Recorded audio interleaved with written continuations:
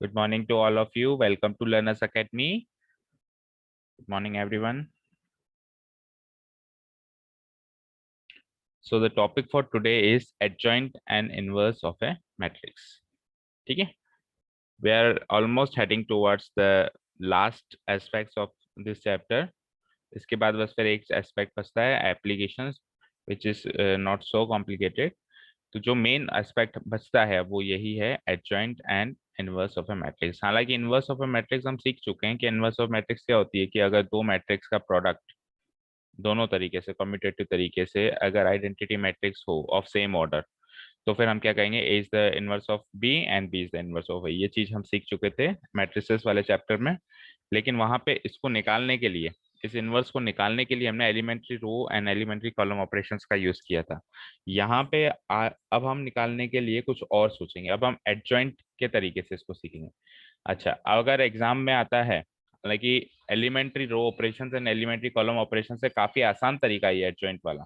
ये वाला तरीका आसान है इनवर्स निकालने के लिए। But the problem is that अगर एग्जाम पूछता है कि find the inverse of a matrix using elementary row operations then you will have to use only elementary row operations. अगर कहता है find the inverse of a matrix using using adjoint of a matrix, अगर adjoint of a matrix के तरीके से कहता है तब आप ये करेंगे। और बाय द वे अगर कुछ नहीं कहता है तो आपके पास ऑप्शन है, चाहो तो एलिमेंट्री ऑपरेशंस लगाओ या फिर एडजॉइंट वाला तरीका लगाओ। ठीक है, एडजॉइंट और यहाँ पे डिटर्मिनेंट भी काम आएगा। एडजॉइंट एंड डिटर्मिनेंट ये दोनों चीजें हेल्प करेंगी inverse of matrix find out करने में। अब डिटर्मिनेंट सब जानते हैं बट एडजॉइंट कोई नहीं जानता। तो सबसे पहले हम इंट्रोड्यूस करते हैं what is adjoint. What is the adjoint of a matrix. देखते हैं। देखो एडजॉइंट क्या है, एक मैट्रिक्स है। देखो ध्यान सुना बच्चों, मैंने एक मैट्रिक्स लिखी A11 A12 A13। आवाज क्लियर है ना मेरी? A21 A22 A23 A31 A32। Girls, is my voice clear? सुनाई दे रहा है ना सम? Yes, sir. ओके। अगर मैंने एक मैट्रिक्स लिखी तो मुझे बताओ, कल हमने सीखा था कल के सेशन में कि माइनर्स एंड कोफैक्टर्स क्या होते हैं। तो जो कोफैक्टर्स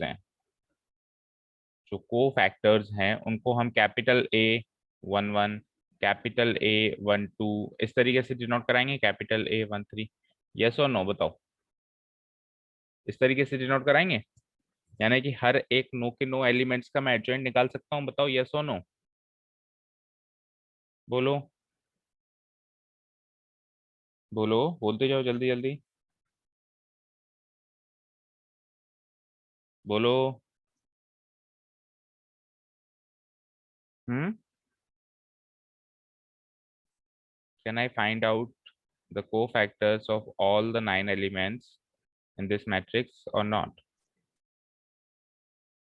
Yes, sir. Okay, एक बार अगर मैंने कोफैक्टर्स फाइंड आउट कर लिए, ये कोफैक्टर्स मैंने 9 के 9 एलिमेंट्स के फाइंड आउट कर लिए, 9 कोफैक्टर्स हो गए। तो इन 9 कोफैक्टर्स की भी मैंने एक मैट्रिक्स बना दी। तो मैं इस मैट्रिक्स को नाम दे देता हूँ cofactor matrix. Cofactor matrix, matrix A की भी एक कोफैक्टर मैट्रिक्स अगर मैं बनाऊं, बोलो क्या बनेगी? Capital A11 capital A12 capital A13 capital A21 capital A22 capital A23 capital A31 capital A32 and capital A33। अब आपको लग रहा होगा शायद यही एडजॉइंट ऑफ मैट्रिक्स है। नो। अब इस मैट्रिक्स का कर दो आप ट्रांसपोज। अब इस मैट्रिक्स का क्या कर दो बच्चे? ट्रांसपोज। तो इस मैट्रिक्स का ट्रांसपोज करना, तो अगर मैं को फैक्टर मैट्रिक्स का ट्रांसपोज कर दूं यानी कि मैं एक तरीके से ऐसे लिख दूं कि ये जो को फैक्टर मैट्रिक्स बनी है इसका मैं डैश निकालूं यानी इसका ट्रांसपोज निकालूं, तो वो लोग क्या निकलेगा? ये जो रोज एंड इंटरचेंज हो जाएंगे, सीखा है हमने मैट्रिक्स चैप्टर में interchange of rose and columns. तो A11 capital A11 capital A12 capital A13 कुछ इस तरीके से हो जाएगा, capital A11 capital A12 and capital A13 capital A21 capital A22 capital A23 capital A31 capital A3 2, capital A3, कुछ भी note down मत करना अभी, केवल समझना चीज, capital A3 3। Yes, this matrix is the adjoint of matrix ए। इसको मैं लिख सकता हूँ ADJ, इसको ऐसे डिनोट कराते हैं हम, ADJ ए, यानी एडजॉइंट ऑफ मैट्रिक्स ए। तो क्या है बेसिकली एडजॉइंट? एडजॉइंट क्या है? एक मैट्रिक्स है, किसी भी मैट्रिक्स के को फैक्टर मैट्रिक्स का ट्रांसपोज, को फैक्टर मैट्रिक्स का जो ट्रांसपोज बनेगा that is adjoint of A. तो एडजॉइंट ऑफ ए मैट्रिक्स समझ में आया तो हम आगे चल पाएंगे, नहीं तो नहीं समझ पाएंगे। क्या करना पड़ेगा? पहले माइनर्स निकालने पड़ेंगे, माइनर्स को उसके साइन से मल्टीप्लाई करके को फैक्टर्स निकालने पड़ेंगे, को फैक्टर्स की एक मैट्रिक्स बनानी पड़ेगी और उस मैट्रिक्स का ट्रांसपोज करना पड़ेगा। That transpose matrix is the adjoint matrix of the original given matrix A. Now ask if there is any doubt, otherwise will move further. बोलो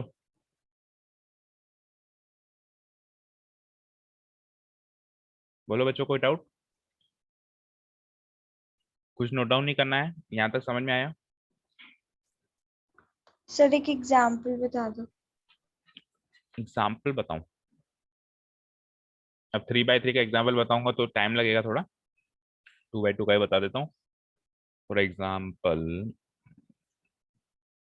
वैसे एक चीज बताऊं तो स्क्वायर मैट्रिक्स का अगर मैं एडजॉइंट मैट्रिक्स मैं किसी की भी निकाल सकता हूँ, जरूरी नहीं स्क्वायर मैट्रिक्स की निकालूं, लेकिन आगे की जो चीजें डिटरमिनेंट डिटरमिनेंट वो सब स्क्वायर की निकलेंगी। तो चलो 2x2 का ले लेते हैं, A 1 2 3 4।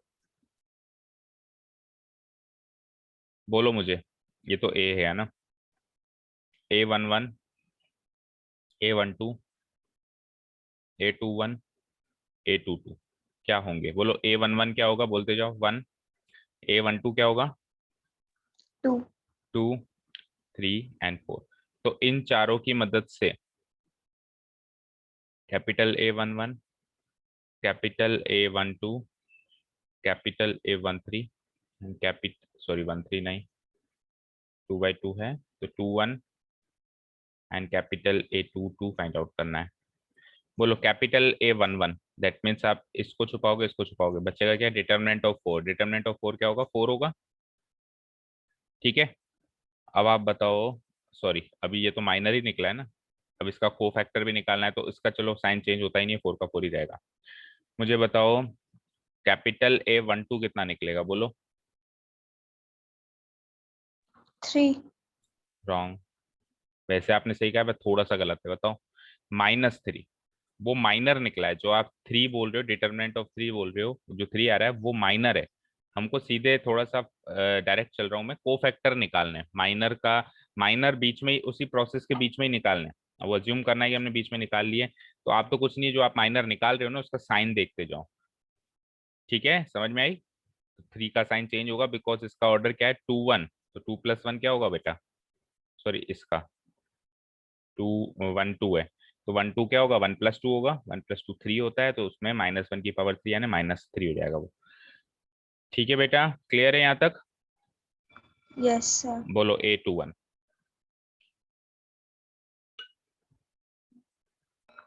2 2 -2। -2, इसमें भी साइन चेंज होगा ना बेटा? भाई 2 1, 2 + 1 क्या हो गया? 3 हो गया ना, तो -1 की power 3 yes sir. -2। And A22, what is A22? 1। 1, इसका साइन चेंज नहीं होगा। अब इन चारों की एक मैट्रिक्स बना दूं मैं, को फैक्टर मैट्रिक्स। वैसे जब अपन एडजॉइंट ऑफ ए निकालते हैं तो हम ये 2 स्टेप्स में नहीं करते हैं, जैसे मैं 2 स्टेप्स में आपको समझाने के लिए कर रहा हूँ, को फैक्टर मैट्रिक्स निकाल रहा हूँ, हम सीधे एडजॉइंट ऑफ ए लिखना शुरू कर देते हैं। तो A11 क्या आया? 4। A12, कैपिटल A12 क्या आया? -3, -2 1। तो वो तो ओरिजिनल मैट्रिक्स है, ये इसकी को फैक्टर मैट्रिक्स है। अब इस को फैक्टर मैट्रिक्स का कर दो आप ट्रांसपोज, तो एडजॉइंट ऑफ ए आ जाएगा, एडजॉइंट ए इक्वल टू, इसका ट्रांसपोज कर दो, 4 -3 -2 1। तो ये मैट्रिक्स इस मैट्रिक्स की एडजॉइंट है। अब समझ आया? मतलब नीचे वाली ऊपर वाले की एडजॉइंट। बताओ, अब समझ आया कि एडजॉइंट ऑफ ए क्या होता है? ये 2x2 में था, ऐसा का ऐसा काम 3x3 में भी कर सकते हैं। इवन एडजॉइंट तो नॉन स्क्वायर मैट्रिक्स की भी निकाल सकते हैं, रेक्टेंगुलर की भी निकाल सकते हैं। बताइए, क्लियर है यहाँ तक? अब थोड़ा सा आज का लेंदी टॉपिक है, तो थोड़ा सा जल्दी जल्दी रिस्पॉन्ड करते जाओ। समझ में नहीं आया तो बोलो कि समझ में नहीं आया, अदरवाइज बताओ। पिछले 2 सेशन से थोड़ा सा लेंदी है, कुछ थ्योरम्स भी हैं, एंड आई वांट कि आज की क्लास में कवर हो जाए, क्योंकि फिर क्या है, 2 पार्ट्स में जब टूट जाता है तो फिर वो अंडरस्टैंडिंग वो नहीं बन पाती है जो एक ही वन शॉट वीडियो में बनती है। बताइए, क्लियर है? Yes, sir. ओके, तो first of all when we are clear about adjoint of a matrix, we should first write about it, है ना? तो हेडिंग डालो एंड शुरू हो जाओ। देखो, मेन टॉपिक का नाम है adjoint and inverse of square matrix, है ना? लेकिन उसके बाद जब सब हेडिंग की बात करूं तो सबसे पहले एडजॉइंट की बात करूंगा। हालांकि मैंने क्या कहा, एडजॉइंट किसी का भी निकाल लो, लेकिन ऑब्वियसली इनवर्स तो स्क्वायर मैट्रिक्स का ही निकलेगा ना, ये तो हमने लास्ट चैप्टर में पढ़ा है। तो इसलिए फिर हम एडजॉइंट भी स्क्वायर मैट्रिक्स का ही निकाल रहे हैं और उसी को डिफाइन कर रहे हैं हाल फिलहाल। ठीक है, तो ये नोट डाउन करो सारा का सारा जल्दी से। Main heading, then sub heading, बराबर करो। देखो क्या लिख रहा है, the adjoint of a square matrix A, A I J, ये इसकी कंपोनेंट फॉर्म हो गई, of order N, is a matrix, वो एक मैट्रिक्स है। कैसे मिलती है? Which is obtained by applying the transpose operation. Transpose operation apply करना पड़ेगा किस पर? Cofactors of the elements of the matrix. यही बात मैंने आपको बताई, कोफैक्टर्स वाले एलिमेंट्स पे ट्रांसपोज ऑपरेशन अप्लाई करोगे, then you will get a matrix, a square matrix, and that square matrix is the adjoint matrix. हमेशा जब भी मैट्रिक्स डिटरमिनेंट्स का चैप्टर पढ़ो तो एक चीज क्लियर करते हुए चला करो अपने माइंड में कि अच्छा, determinant is a number, determinant तो एक सिंगल नंबर है। अच्छा, एडजॉइंट क्या है? Adjoint is a matrix, adjoint एक मैट्रिक्स है। Adjoint is not a number, adjoint is a matrix. Minors numbers हैं, लेकिन हर एक मैट्रिक्स में बहुत सारे होंगे। कोफैक्टर्स नंबर्स हैं, हर एक मैट्रिक्स में बहुत सारे होंगे। ठीक है, अभी हम कुछ थ्योरम शुरू करेंगे, उसमें ये बड़ा कंफ्यूजिंग लगेगा कि कौन सा मैट्रिक्स है, कौन सा एक सिंगल नंबर, क्योंकि सिंगल नंबर के रूल्स अलग होते हैं, प्लस माइनस गुणा भाग करने के, मैट्रिसेस के रूल्स अलग होते हैं। तो एडजॉइंट भी एक मैट्रिक्स है, सबसे पहली चीज ये याद रखना। और नोट हो जाए तो प्लीज बताओ, लेट मी नो, तो चलें आगे।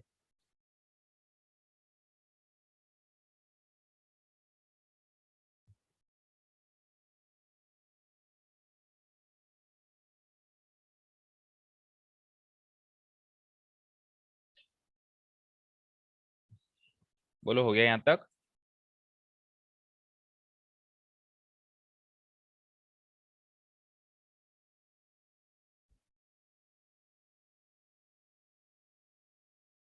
Which is obtained by applying the transpose on the cofactors of the elements of the matrix. यहाँ तक हो गया?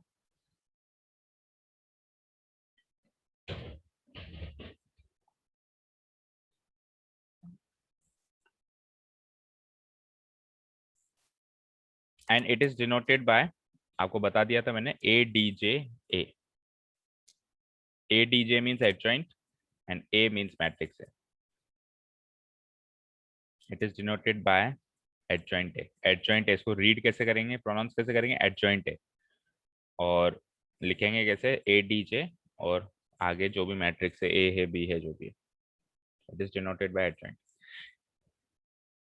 डन? डन बेटा यहाँ तक? तो इन सिंपल टर्म्स में क्या कह सकता हूँ, देखो बच्चों, अगर ए एक स्क्वायर मैट्रिक्स थी जिसकी कंपोनेंट फॉर्म कुछ ऐसे थी, तो उसकी कोफैक्टर मैट्रिक्स की कंपोनेंट फॉर्म कुछ ऐसी रही होगी, कैपिटल ए आई जे। और उस मैट्रिक्स का मुझे करना है transpose, so that is the adjoint of A. तो adjoint of A is basically nothing but the cofactor matrix का ट्रांसपोज, कोफैक्टर मैट्रिक्स का ट्रांसपोज। इन सिंपल टर्म्स लिख लो यहाँ तक।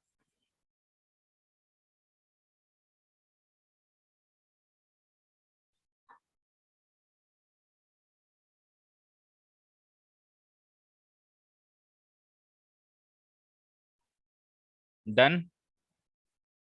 तो बढ़ते हैं एग्जाम्पल की तरफ।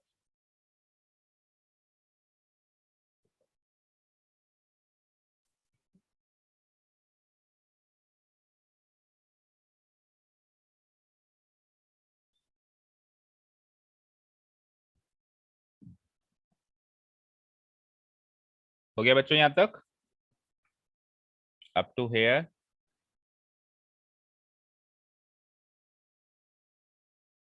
बोलो राजा, हो गया यहाँ तक? यस सर, हो गया। ओके। गर्ल्स, हो गया बेटा?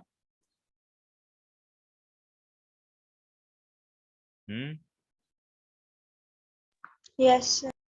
ओके। तो एग्जाम्पल जो अभी मैंने आपको रफली बताया था उसी को आप थोड़ा सा फेयर कर लो, ताकि जब आप रिवीजन करो तो दैट शुड बी क्लियर। तो वही चीज है बेटा कि अगर ए एक, अब 2x2 में तो ज्यादा क्लियर नहीं हो पाती, इसलिए मैंने 3x3 वाली मैट्रिक्स दे दी है। अगर ए एक ये 3x3 वाली मैट्रिक्स है, देन एडजॉइंट ऑफ ए ये वाली मैट्रिक्स होगी जो नीचे दिख रही है आपको। तो इसमें मैंने पहले कोफैक्टर किया, कोफैक्टर करके देन फिर क्या किया, उसका ट्रांसपोज कर दिया। Then adjoint of A will be a matrix जिसमें कोफैक्टर मैट्रिक्स है और उसका भी फिर ट्रांसपोज। ये तो है कोफैक्टर मैट्रिक्स, सेम वो की वही है, बस स्मॉल ए की जगह कैपिटल ए लिख दो तो वो कोफैक्टर मैट्रिक्स बन गई, और उसका कर दो साहब ट्रांसपोज। तो ट्रांसपोज करने के बाद कुछ ऐसी मैट्रिक्स मिलेगी नीचे जो हमको दिख रही है। यही चीज अभी मैंने आपको रफली भी समझाई थी, इसी को थोड़ा सा क्लियर कर लो जल्दी से।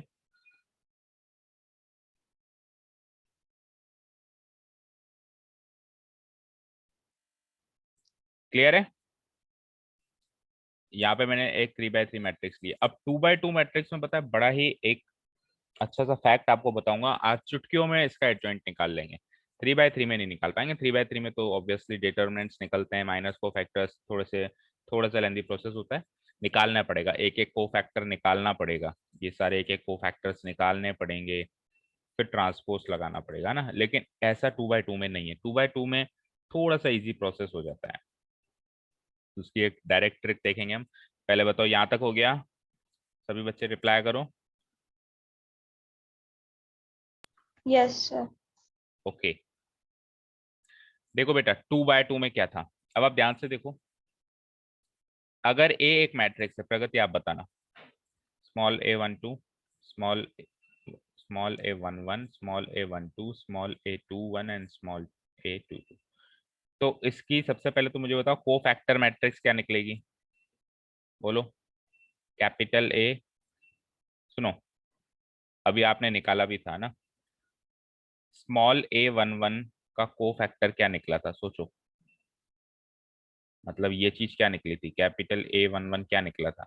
आपने नोटिस किया हो ये A22 निकला था, ये एलिमेंट तो निकला था। अभी अपन ने एक एग्जांपल भी लिया था 2x2 का, भाई इसको और इसको काटा तो यही बचा ना। तो small capital A11 small A22 निकला था नहीं निकला था, बताओ। तो को फैक्टर मैट्रिक्स में यहाँ पे स्मॉल A22 आ गया। ठीक है साहब, A12 क्या निकला था, A21 का नेगेटिव निकला था, माइनस A21। A21 क्या निकला था, A12 का नेगेटिव निकला था, माइनस A12। और A22 क्या निकला था, स्मॉल A11 निकला था। चलो ये तो हो गई को फैक्टर मैट्रिक्स। अब इसका भी ट्रांसपोज भी करना है, तो एडजॉइंट ऑफ ए क्या आया, ध्यान से देखना। ट्रांसपोज कर देता हूं मैं इसका। तो A22 यहाँ पर, माइनस A21 यहाँ पर, माइनस A12 यहाँ पर एंड A11 यहाँ पर। जरा इसको इससे कंपेयर करो। तो आपने देखा होगा किसी भी 2x2 की मैट्रिक्स का एडजॉइंट करना बड़ा ही आसान है। फर्स्ट ऑफ ऑल आप डायगोनल एलिमेंट्स को इंटरचेंज कर दो, चेक करो। डायगोनल एलिमेंट्स उल्टे हो गए, A11 नीचे आ गया, A22 आ गया। और नॉन डायगोनल एलिमेंट्स जो हैं उनके साइन बदल दो, चेक करो। केवल नॉन डायगोनल एलिमेंट्स के साइन चेंज हुए हैं।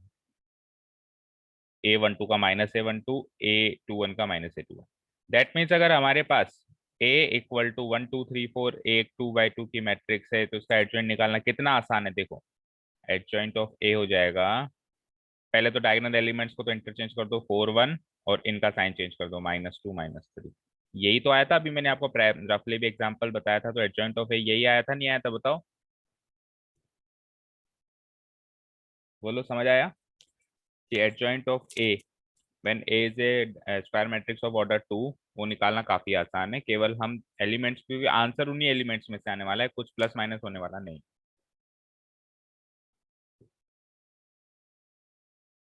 तो उन्हीं एलिमेंट्स को थोड़ा सा शफल करके, थोड़ा सा ऑर्डर बदल के, थोड़ा सा इंटरचेंज करके, साइन बदल के हम उसके एडजॉइंट ऑफ ए वाली मैट्रिक्स ला सकते हैं। समझ आया बच्चों?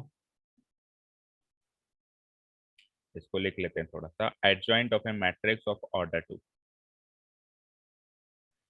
ठीक है, if A is a square matrix जिसमें A11 A12 A21 A22 है, देन एडजॉइंट ऑफ ए, देखो क्या हुआ, A11 A22 का A22 A11 हो गया, और -A12 से माइनस, इधर A12 और A21 से -A12 एंड -A21 हो गया। क्लियर है? अब हुआ कैसे, वो आप सॉल्व करके देख लो, आओगे आप इसी जगह पे। बोलो बच्चों, क्लियर है? मैट्रिक्स डिटरमिनेंट्स के बिल्कुल लास्ट पोर्शन पे हम चल रहे हैं, थोड़ा सा फोकस करो, खत्म होने वाला है बस आपका टॉपिक। अब आगे कैलकुलस शुरू होगा, अब करीब 3 से 4 महीने ये मान के चलो, हमारा कैलकुलस ही कैलकुलस चलेगा, हम एक नई फील्ड में, नए जोन में एंटर कर लेंगे अगले कुछ दिनों में। आर्थमेटिक पोर्शन बिल्कुल खत्म हो जाएगा, बिल्कुल आपको फील होगा दूसरी दुनिया में आ गए, कैलकुलस एक बार शुरू तो जाने दो।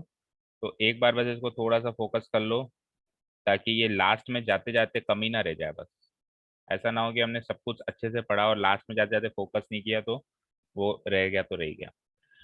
बताओ, यहाँ तक क्लियर है? तो इसके स्टेप्स भी मैंने लिख दिए हैं कि that is to make the adjoint of a square matrix of order 2। If you have to make the adjoint of a square matrix of order 2, do 2 steps. 2 steps perform करो। First step is interchange the diagonal elements, and second step is negative the non diagonal element. जो भी मैंने आपको करके बताया उसी को लिख दो बस। 2 स्टेप्स परफॉर्म करो, आपको 2 by 2 की मैट्रिक्स का एडजॉइंट चुटकियों में आप निकाल सकते हो। बस that is last about the adjoint of matrix. आगे फिर अब नई चीजें शुरू हो जाएंगी। एडजॉइंट के बारे में जितना सीखना था सीख लिया, जल्दी करो। 2 स्टेप्स फॉलो करने हैं। First step is interchange the diagonal elements, negative the non diagonal elements. सबको समझ आया ना 2 by 2 की मैट्रिक्स का कैसे हम इजीली एडजॉइंट बना सकते हैं, और वो जस्टिफाई भी हो रहा है? समझ में आ रहा है ना भाई वो ऐसे क्यों हो रहा है? केवल इसलिए नहीं कि सर ने कहा इसलिए होता है, जस्टिफाई भी कर पा रहे हो ना, कि नहीं कर पा रहे? बोलो प्यांशी।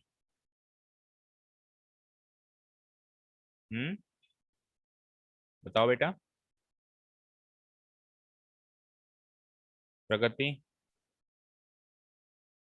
Yes, sir. हो गया यहाँ तक नोट डाउन? चलें आगे।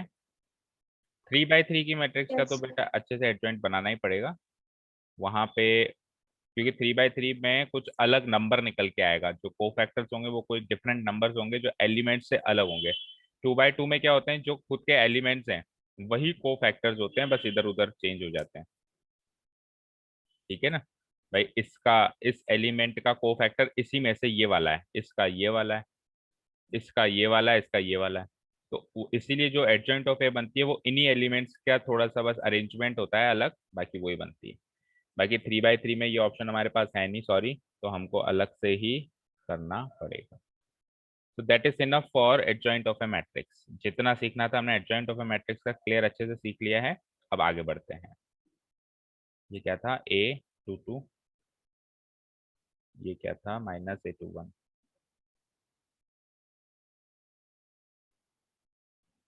ठीक है, चलो। एडजॉइंट पढ़ने के बाद एक थ्योरम सीखनी है हमको, ध्यान से सुनो। एडजॉइंट पढ़ने के बाद हमको एक थ्योरम सीखनी है। पहले इजी लैंग्वेज में सुनो। देखो बेटा, ए एक मैट्रिक्स थी, ए एक मैट्रिक्स थी, इससे हमने एडजॉइंट मैट्रिक्स बनाई, एडजॉइंट ऑफ ए। अब इस ए मैट्रिक्स का इस एडजॉइंट ऑफ ए मैट्रिक्स से मैं मल्टीप्लीकेशन कर रहा हूं, ऐसे ए इंटू एडजॉइंट ऑफ ए। और दोनों तरीके से कर रहा हूँ, कॉम्यूटेटिव वे में कर रहा हूँ। सबसे पहले तो ये बात है कि दोनों इक्वल होंगे, मतलब ए और एडजॉइंट ए का मल्टीप्लिकेशन करोगे तो दैट विल बी कॉम्यूटेटिव, दोनों तरीके से सेम आएगा। अब मुझे इतना बताओ बच्चों कि इसका आंसर एक नंबर आएगा या एक मैट्रिक्स आएगी? बोलो, सोचो। What do we get when we multiply a matrix by a matrix? ये एडजॉइंट ऑफ ए भी मैट्रिक्स है और ये भी मैट्रिक्स है, दोनों स्क्वायर मैट्रिसेस हैं of same order. Then the output or the product will be a matrix or a scalar? बताओ, जल्दी से बताओ, बोलो राजा, क्या आएगा?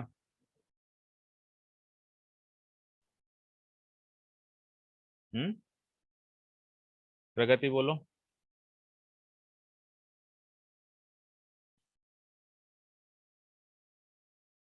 आवाज नहीं आ रही क्या मेरी?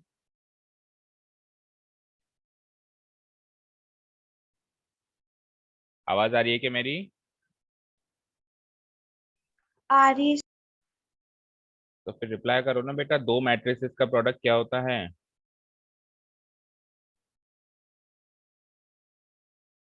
हम्म बेटा, दो मैट्रिसेस का प्रोडक्ट क्या होता है, ये नहीं पता?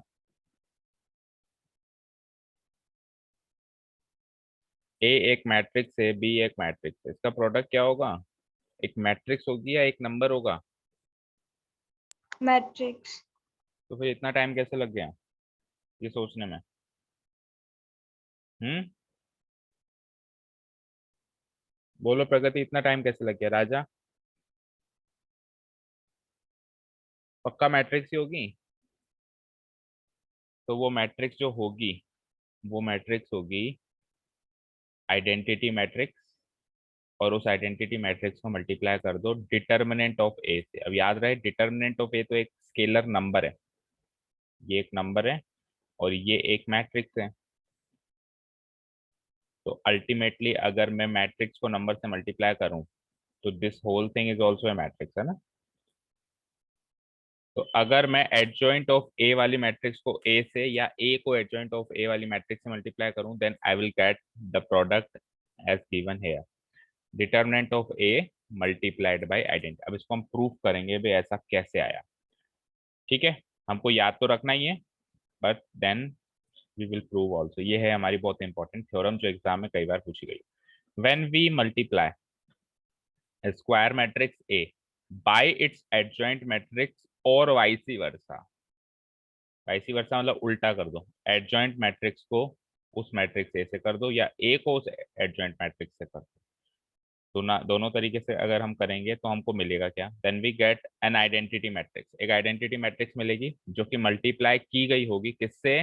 Determinant of matrix A as the product. Product के रूप में हमको एक आइडेंटिटी मैट्रिक्स मिलेगी जो कि किससे मल्टीप्लाई की गई होगी बेटा? डिटर्मिनेंट ऑफ मैट्रिक्स ए से मल्टीप्लाई की गई होगी।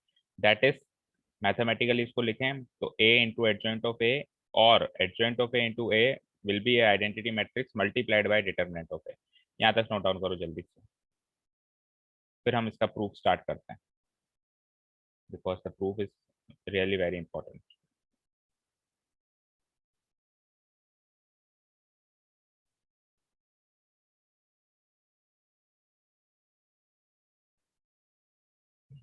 एक तो बच्चों आप लोग रिप्लाई बहुत कम करते हो, और धीरे धीरे जैसे क्लासेस आगे चलती जा रही हैं आपकी फ्रीक्वेंसी और कम होती जा रही है।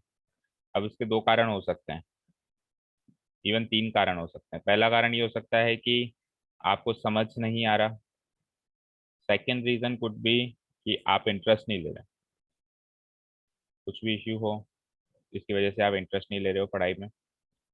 And the third reason could be कि आपकी डिवाइस में प्रॉब्लम्स है या कनेक्टिविटी इश्यूज रहते हैं।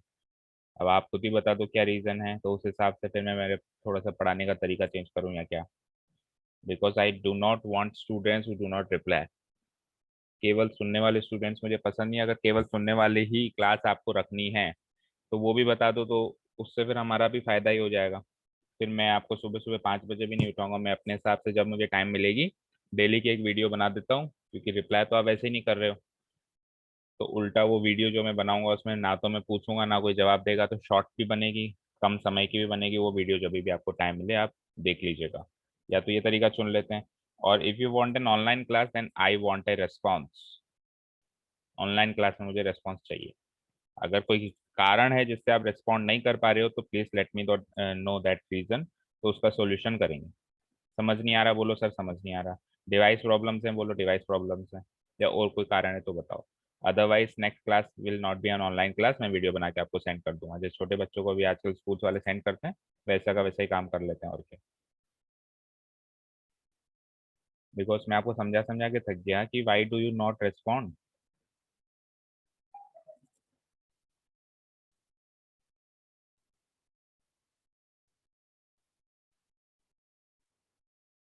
बोलो हो गया यहाँ तक? Yes, sir. यहाँ तक नोट ऑन हो गया, ओके। इवन छोटी मोटी चीजें जो आप अगर ऑफलाइन क्लास में होते हो तो आप बोलते तो हो ना, कि चुप बैठे रहते हो ऐसे ही? चलो देखो, अगर मैंने कुछ नोट डाउन भी करने के लिए बोला है तो if you have noted down तो आप एटलीस्ट इतना बोल सकते हो टीचर को कि सर नोटेड डाउन, कि वो भी टीचर पूछे कि लिख लिया बच्चों।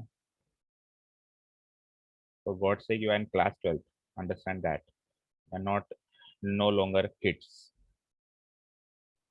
So let A be a matrix of 3 by 3, which you can see on your screens. So adjoint of A ये वाली मैट्रिक्स आ जाएगी। ये कैसी है ये मैं पहले वाले सेशन में बता चुका हूँ, आपको समझ में आ गया होगा। ट्रांस फैक्टर्स निकाले और उसका ट्रांसपोज कर दिया।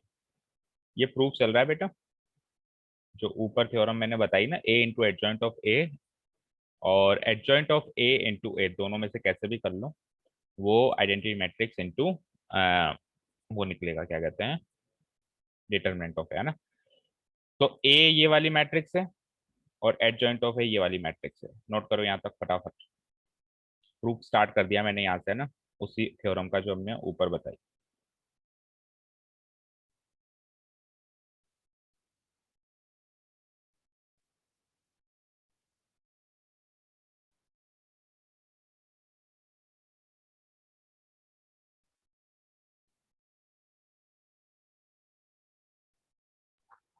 हो गया है सर। ओके चलो आगे चलो। अब मुझे क्या करना है थ्योरम के हिसाब से। थ्योरम क्या थी, जो थ्योरम में करने को कह रहा था वही करेंगे। थ्योरम कह रही थी या तो ए को एडजॉइंट ऑफ ए वाली मैट्रिक्स से मल्टीप्लाई करो या एडजॉइंट ऑफ ए को ए से करो।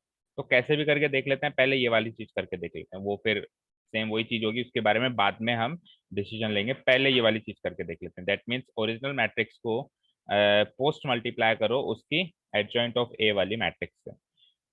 तो सुनो ध्यान से, अब इधर जो भी ये रामायण लिखी हुई है इसको मैं बाद में बता रहा हूँ, पहले देसी भाषा में सुन लो। सुनो ध्यान से सुनना बच्चों, ये यहाँ पे ये निकाल लेने दो बस मुझे, ताकि वो फिर से ड्रॉ ना करना पड़े। ये देखो, ये किया है मैंने है ना। ऊपर वाली रामायण अभी मैं आपको बता दूंगा, आप लिख लेना। देखो सुनो बच्चों, ये है original A matrix, this one. ये है इसकी एडजॉइंट मैट्रिक्स, दिस। मैंने कल के सेशन में बताया था लास्ट में जाते जाते, सुनना ध्यान से, कि किसी भी मैट्रिक्स के एक रो के एलिमेंट्स को उसी रो के कोफैक्टर से मल्टीप्लाई करके जोड़ दें तो हमको बदले में डिटर्मिनेंट मिलता है, यस और नो। इसको इससे, इसको इससे, इसको इससे, देन ऐड। अगर हम ऐसे करें then we will get the determinant of this matrix A, yes और नो। बताओ सीखा है क्या कल के यस सेशन सर, में? बताया था। बताया था। एक ऐसा कुछ फॉर्मूला था, A11 into capital A11 plus A12 into capital A12 plus A13 into capital A13। Very good. अच्छा, तब क्या होगा अगर मैं इस रो के एलिमेंट्स को किसी दूसरे रो के एलिमेंट्स के कोफैक्टर से कर दूं, यानी कि A11 इंटू कैपिटल A21 कर दूं plus A12 into capital A22 कर दूं, और 22 नहीं, हाँ सही है 22, and A1 plus A13 into capital A23 कर दूं, तो क्या अभी भी डिटर्मिनेंट मिलेगा क्या मुझे ऐसा करने से भी? भाई खुद ही के कोफैक्टर से किया तब तो मिल रहा था, लेकिन दूसरे रो के कोफैक्टर से करते हैं। ये सेकंड रो का कोफैक्टर्स है,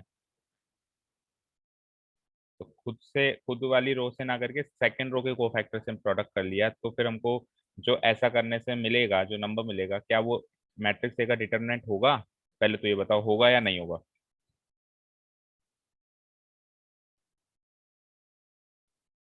बोलो प्रियांशी। सर नहीं होगा। नहीं होगा तो फिर होगा क्या, वो भी बताओ। चलो नहीं होगा, आपने करेक्ट बताया नहीं होगा, पर होगा क्या? फिर आंसर क्या आएगा? आंसर क्या आएगा? नहीं पता? No sir. तो आप कल की क्लास में नहीं थे बेटा? यस सर, कल क्लास नहीं ले पाए। ओके, तो रिवीजन नहीं भी नहीं किया आपने फिर। देखो, ये है 1 2। अब मुझे बताओ इस 3 और 4 के कोफैक्टर क्या होंगे? इस रो के एलिमेंट्स को तो भूल जाओ, इस 3 और 4 के कोफैक्टर्स क्या होंगे बताओ? 3। का 1। अब बताओ 3 का क्या होगा बेटा? -2, वेरी गुड। -2। एंड 4 का और 4 का 1। 1। तो अब करके देखना बेटा खुद ही, इसके एलिमेंट्स को इसके कोफैक्टर से प्रोडक्ट करके सम करो। 1 इंटू -2 -2 प्लस 2 इंटू 1 2, क्या आया? 0। तो 0। ये it is always equal to 0। अगर किसी एक रो के एलिमेंट्स को खुद के कोफैक्टर से ना करके किसी दूसरे रो के कोफैक्टर, जैसे रो 2 से कराओ, रो 3 से, रो 4 से, अगर 4 बाई 4 है तो किसी भी रो से कराओ, जैसे इसको इससे या इसको इससे कराओ, the answer will always be 0। ये बिल्कुल रट लो। और ये हमने कल लास्ट में जाते जाते एक लाइन लिखी थी, उसमें भी लिखा था। लिखा था नहीं लिखा था बताओ बच्चों? जो कल हमने जो कल बच्चे प्रेजेंट थे वो बताओ, बोलो। लास्ट वाला नोट जो कल का है वो यही है ना, कि अगर हम खुद के ही कोफैक्टर से ना करके, फॉर एग्जांपल इसको इसके कोफैक्टर से, मतलब इससे करवा दूं या इससे करवा दूं, तब क्या होगा? आंसर 0 होगा। और इसी से करवा दूं तो फिर बदले में डिटरमिनेंट मिलेगा। ठीक है।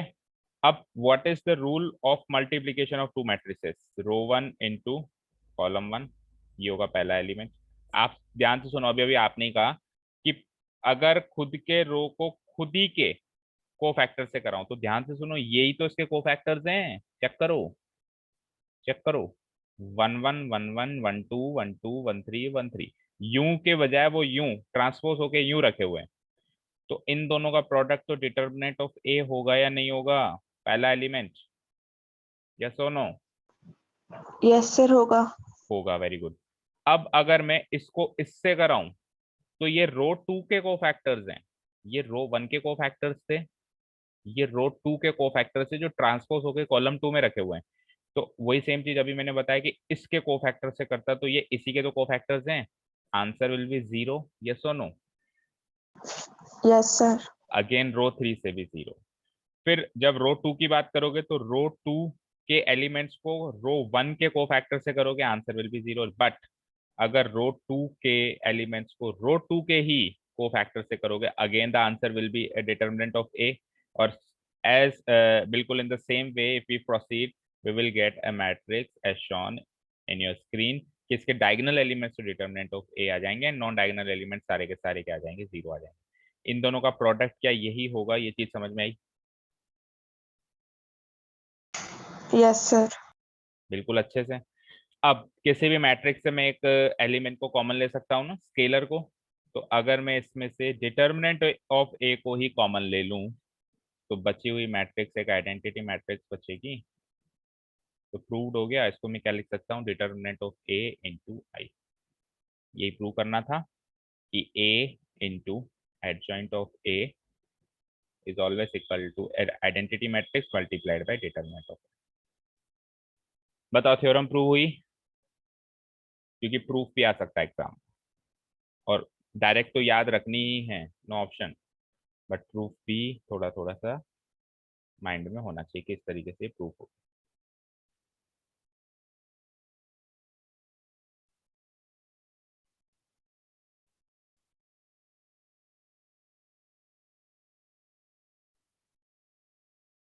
बोलो बच्चों, समझ आया?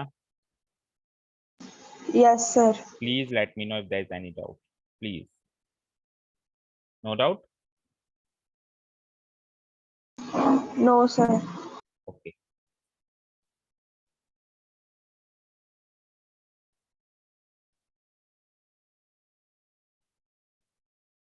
ओके, चलो आगे बढ़ते हैं। और similarly it can be proved, वो जो दूसरी वाली वाइसी वर्सा वाली बात कह रहे थे कि एडजॉइंट ऑफ ए को ए से करो तो भी वही आएगा, तो सिमिलर वे में आप प्रूव कर सकते हो। उस मैट्रिक्स को यहाँ रख देना, इस मैट्रिक्स को यहाँ रख देना, वही सेम चीज आएगी। ये आप अपने आप कर सकते हो, डू योर सेल्फ, DYS। ठीक है।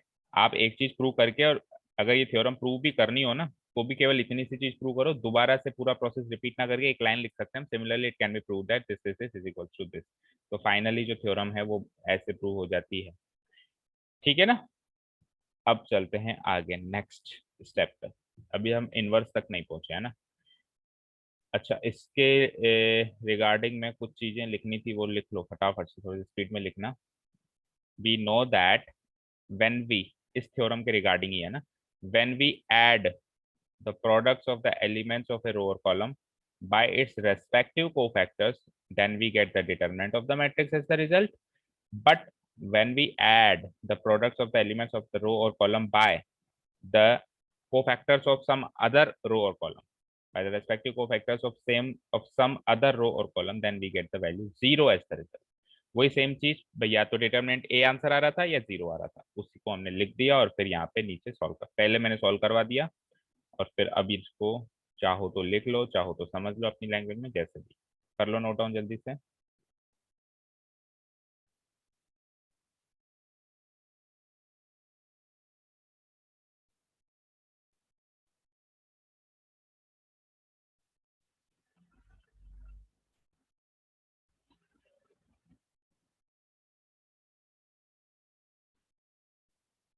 But when we add the products of the elements of a row or column by the respective cofactors of some other row or column, खुद के ना करके किसी और रो उठाया तो रो से, कॉलम उठाया तो कॉलम से, पर रो का कॉलम से मत कर देना। ये चीज में मैंने कल डिस्कस करी थी, रो का रो से ही होगा, कॉलम का कॉलम से होगा। रो का कॉलम से कर देते हो तो कुछ ही नहीं मिलेगा, ना तो डिटर्मिनेंट ए मिलेगा और ना ही वो मिलेगा, 0 मिलेगा, कुछ ही नहीं मिलेगा हाथ, है ना। वो करना ही गलत है एक तरीके से, आप कुछ भी कर रहे हो फिर तो, है ना भाई। आपने रो उठाई है तो ये चीज रो में ही चलने देना, कॉलम उठाया तो कॉलम में ही चलने देना भाई। अगर सेम कॉलम का सेम कॉलम से करा दोगे तो डिटर्मिनेंट ए मिल जाएगा, और सेम कॉलम का किसी दूसरे कॉलम से करा दोगे तो 0 मिल जाएगा। वही रो वाला सिस्टम कॉलम में भी अप्लाई होगा। We get the value. Sir मतलब सर वो रो के एलिमेंट्स होने चाहिए, चाहे वो कॉलम में लिखे हुए हो। वो तो ट्रांसपोज में लिखे हुए हैं। देखो आप एक चीज समझो, बेसिकली बात ये है कि अगर हमारे पास, आप तो इनके ऑर्डर से पहचानो ना इनको, वो रखे कैसे में उससे हमको क्या मतलब। A11 A12 A13 A21 A22 A23 A31 A32 A33। अब आपने मान लो रो 2 उठा ली, ये उठा ली, A21 उठा ली, प्लस A22 उठा ली, प्लस A23 उठा ली। अब as long as you write capital A21 capital A22 and capital A2, जब तक आप ये लिखते हो तब तक तो डिटर्मिनेंट है आपके हाथ में। लेकिन आप कैपिटल A21 की जगह या 313233 लिख लो, या 111213 लिख लो, तो आपको आंसर में 0 मिलेगा। बट एटलीस्ट मैंने रो का रो से एंड रो का रो से ही किया ना, ऐसे तो नहीं किया भाई यहाँ पे मैंने कॉलम वाइज लिख दिया 1 2 और 2 2 और 3 2, ये तो नहीं किया ना। एटलीस्ट ये तो कॉलम वाइज, आप को फैक्टर्स कॉलम वाइज लिख रहे हो और एलिमेंट्स रो वाइज लिख रहे हो, तो इससे ना तो डिटर्मिनेंट मिलेगा ना 0 मिलेगा, कुछ अलग ही मिलेगा। अभी ठीक है प्रियांशी? और यही चीज कॉलम में भी अप्लाई होती है, अगर कॉलम उठा रहे हो तो फिर कॉलम सी करो। Yes sir. ओके ठीक है, ये नोट डाउन हो गया। Yes sir. प्रगति समझ आ रहा है राजा? Yes, sir. Okay, yes sir. you both can also reply in addition to Priyanshi. तो आगे पढ़ते हैं, सुनना ध्यान से। In general, in general, generally बात करें तो दो मैट्रिसेस का जो प्रोडक्ट होता है ए और बी का, वो कॉम्यूटेटिव नहीं होता है, ये हमने सीखा है। लेकिन अगर अगर उनमें से एक कोई भी मैट्रिक्स उसी की एडजॉइंट है, जैसे कि अभी किया था हमने ए इंटू एडजॉइंट ऑफ ए, या फिर एडजॉइंट ऑफ ए इंटू ए, तो वो कॉम्यूटेटिव हो रहा था ना बेटा, सेम आंसर आ रहा था। But the product is commutative. Product commutative कब होगा? In case one of the matrices is the adjoint of the other. समझ में आया बात? वैसे ए एंड बी का प्रोडक्ट कॉम्यूटेटिव नहीं होगा, लेकिन अगर खुद ही के एडजॉइंट से प्रोडक्ट करना है तो वो चीज कॉम्यूटेटिव हो जाएगी। ठीक है बच्चों, समझ आया क्या? तो इससे मैं ये चीज प्रूव कर सकता हूं कि अगर ए बी बराबर बी ए है तो बी ए की एडजॉइंट है और ए बी की एडजॉइंट। ठीक है, या फिर उल्टा ये भी प्रूव कर सकता हूं कि अगर ए बराबर एडजॉइंट बी है, या फिर उल्टा है बी बराबर एडजॉइंट ए है, तब ए बी बराबर बी ए हो जाएगी। उल्टा भी कर सकता हूँ, यहाँ से यहाँ, यहाँ से यहाँ। ये चीज समझ में आई क्या?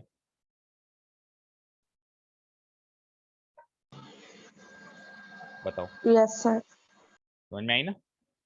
भाई ए बी बराबर बी ए वैसे तो गलत है, वैसे तो नॉट कॉम्यूटेटिव है, बट इफ ये बी जो है इस ए का एडजॉइंट है, ये बी जो है इस ए का एडजॉइंट है, या फिर उल्टा है ए जो है वो बी का एडजॉइंट है, इन दोनों में से एक भी केस हो रहा है। देखो और लगाया मैंने, अगर ए जो है एडजॉइंट ऑफ बी है या फिर बी जो है वो एडजॉइंट ऑफ ए, तब ये चीज सही साबित हो जाती, तब कॉम्यूटेटिव हो जाता।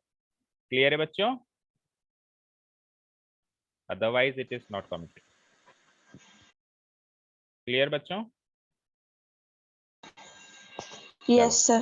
अब आगे बढ़ने से पहले हम दो टर्म्स को डिफाइन करेंगे, singular and non singular matrices. उसके बाद हम आगे बढ़ते हैं, काफी इजी है, वेरी इजी। देखो जो मैट्रिसेस है उनको एक स्पेशल कैटेगरी में और डिफाइन किया गया है कि या तो वो सिंगुलर होंगी या नॉन सिंगुलर। अब आपको अगर सिर्फ मैट्रिसेस की जो वो क्लासिफिकेशन हुई थी पहले क्यों नहीं बताया? तो पहले इसलिए नहीं बताया क्योंकि ये जो इसकी क्लासिफिकेशन है into singular and non singular, ये बेस्ड है डिटर्मिनेंट पे। डिटर्मिनेंट के बेसिस पे हम चेक करेंगे। तो डिटर्मिनेंट पहले सीखा ही नहीं था, इसलिए उस टाइम नहीं बताया, अब बता रहे हैं। काफी इजी है। सबसे पहले स्क्वायर मैट्रिक्स की बात करूंगा मैं। एक स्क्वायर मैट्रिक्स सिंगुलर तब होगी जब उसका डिटर्मिनेंट जीरो हो। बड़ी इजी सी बात है, समझ आया क्या? अगर डिटर्मिनेंट जीरो है तो उस मैट्रिक्स को मैं सिंगुलर मैट्रिक्स कहूंगा, और इसका उल्टा, अगर determinant not equal to zero है तो it is said to be non singular. इतनी सी बात है, जल्दी से नोट करो दो लाइंस में, और समझ में नहीं आया तो बताओ। A square matrix is said to be a singular matrix. When is it said to be a singular matrix? When the determinant of that matrix is equal to zero. Otherwise, agar if determinant of A is not equal to zero, it is said to be a non-singular matrix.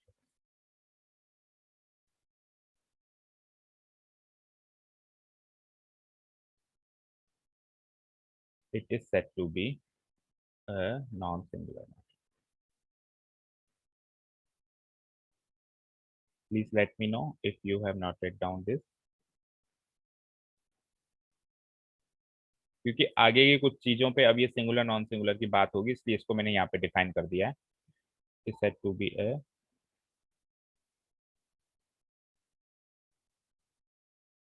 Non singular matrix.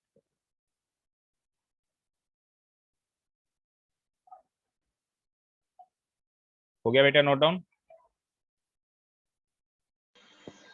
Yes sir. Yes deter sir. Determinant zero है तो वो singular है, determinant zero के अलावा कुछ भी है, even negative भी है, ठीक है, इवन नेगेटिव भी है, तो फिर वो non singular. Even complex number भी आ सकता है, क्योंकि determinant is a number associated with the matrix. वो रियल भी हो सकता है, कॉम्प्लेक्स, तो कुछ भी हो पर जीरो ना हो। तो जीरो है तो सिंगुलर, जीरो नहीं है तो नॉन सिंगुलर, सिंपल सी बात। अब बढ़ते हैं आगे, नोट लिखा हुआ है नीचे, 1 सेकेंड दिखाते हैं आपको note. If A and B are non singular matrix of the order of the same order n. पहले तो मुझे बताओ यहाँ से लेके यहाँ तक पढ़ के क्या समझ आया? ए और बी दो मैट्रिसेस हैं, नॉन सिंगुलर हैं और ऑर्डर सेम है एन। बताओ क्या समझ में आए, क्या क्या चीजें क्लियर हुई इतनी सी लाइन पढ़ के? बोलो प्रगति। हम्म राजा आप बताओ।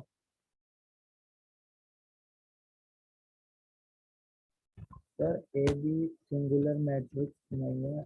नहीं है तो फिर क्या होगा? वो तो दिख रहा है। As it is trans reading करने के लिए नहीं कह रहा हूँ, इससे मतलब क्या समझे, इससे आपने क्या इन्फॉर्मेशन गैदर करी कि ये नॉन सिंगुलर है, तो फिर क्या होगा बताओ।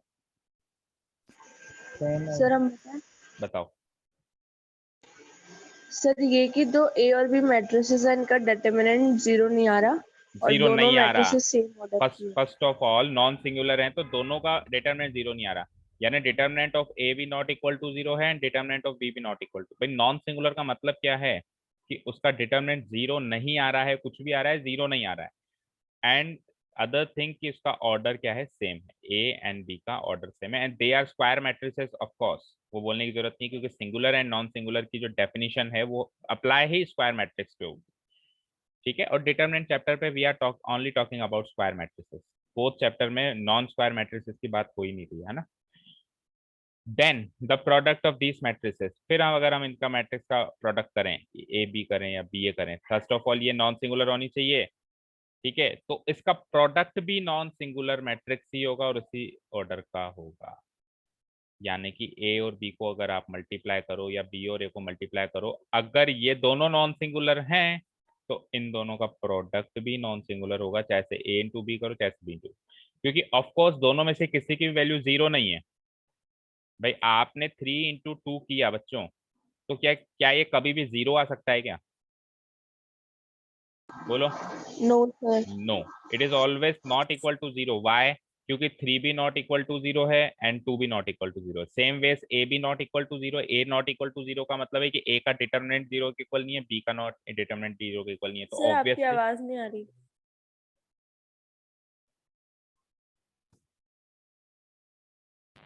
अब आ रही है आवाज?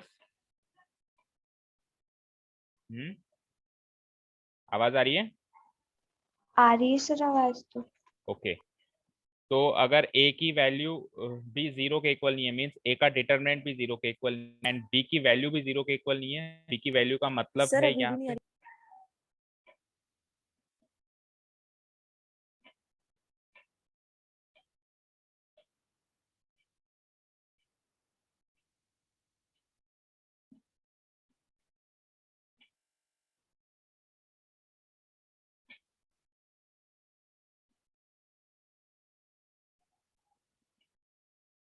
Okay Priyanshi, you please check your device, all the remaining students are listening to मी।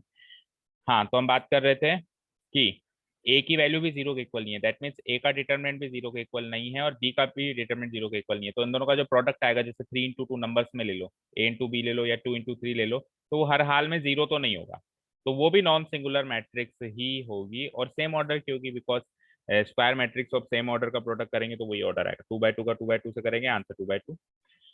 तो ये चीज नोट डाउन हो गई यहाँ तक।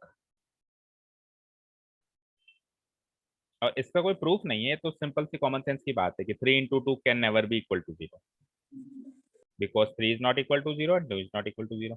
अगर इन दोनों का प्रोडक्ट जीरो चाहिए तो या तो ए को जीरो बनाओ या बी को जीरो बनाओ, सिंपल सी बात है, यानी कि या तो ए का डिटरमिनेंट जीरो बनाओ या बी का डिटरमिनेंट जीरो बनाओ, that is the thing. Clear? यहाँ तक क्लियर है? Yes sir. ओके, इस नोट के बाद हम आगे चलते हैं, एक नोट और है। The determinant of the product of two matrices is equal to the product of their respective determinants। देखो, अगर मैं दो मैट्रिसेस का प्रोडक्ट करके फिर डिटरमिनेंट लगाऊं, ठीक है, अगर मैं दो मैट्रिसेस का प्रोडक्ट करके फिर डिटरमिनेंट लगाऊं, तो that is always equal to अलग अलग डिटरमिनेंट करके फिर प्रोडक्ट करूं। ठीक है, समझ आया क्या? अच्छा, वन मोर थिंग सुनो बच्चों, कि A B is not equal to B A, because commutative नहीं होता है, बट ए बी का determinant is always equal to determinant of B A, ये चीज हमेशा होगी। भाई ए और बी दो मैट्रिसेस हैं, तो उन दोनों का प्रोडक्ट और इन दोनों का प्रोडक्ट इक्वल नहीं होगा, क्योंकि कॉम्यूटेटिव नहीं होता है वो। ठीक है, लेकिन वो जो भी होगा, मान लो ए बी एक मैट्रिक्स निकली और बी ए भी एक मैट्रिक्स निकली, क्योंकि प्रोडक्ट तो मैट्रिक्स ही निकलेगा। अब ये दोनों मैट्रिसेस इक्वल नहीं है बिकॉज कम्यूटेटिव नहीं होता, लेकिन इस प्रोडक्ट का, इस मैट्रिक्स का डिटर्मिनेंट और इस मैट्रिक्स का डिटर्मिनेंट ऑलवेज इक्वल आएगा। तो सबसे पहली चीज मैंने ये लिखी है कि ए बी करो या बी ए करो, डिटर्मिनेंट तो ऑलवेज ही इक्वल आएगा, हमेशा ही कम्यूटेटिव फॉर्म में डिटर्मिनेंट इक्वल आएगा।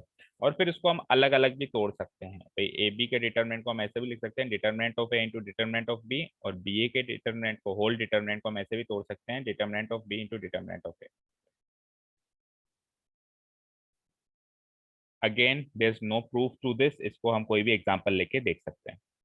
जैसे कि मैंने एक एग्जांपल ले लिया 1 2 3 4, और बी एक एग्जाम अनदर एक मैट्रिक्स ले ली मैंने 5 6 7 8। अब मैं ए इंटू बी कर लेता हूँ, पहले इसका ए का डिटर्मिनेंट निकाल लेता हूँ, बी का डिटर्मिनेंट निकाल लेता हूँ, और फिर ए इंटू बी करके एक मैट्रिक्स मिलेगी 2 बाय 2 अगेन, उसका डिटर्मिनेंट ए बी का डिटर्मिनेंट निकाल देता हूँ।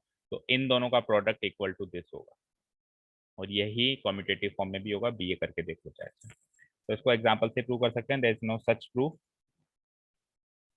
इसलिए मैंने नोट में डाला है, जो याद रखने की बात है। यहाँ तक हो गया, नोट डाउन। इस एक्सरसाइज में थोड़ी सी ये दिक्कत है कि चीजें थोड़ी सी ज्यादा आ जाती हैं, कुछ थ्योरम्स आ जाते हैं, कुछ नोट्स आ जाते हैं, उसके बेसिस पे ये एक्सरसाइज सॉल्व हो सकती है।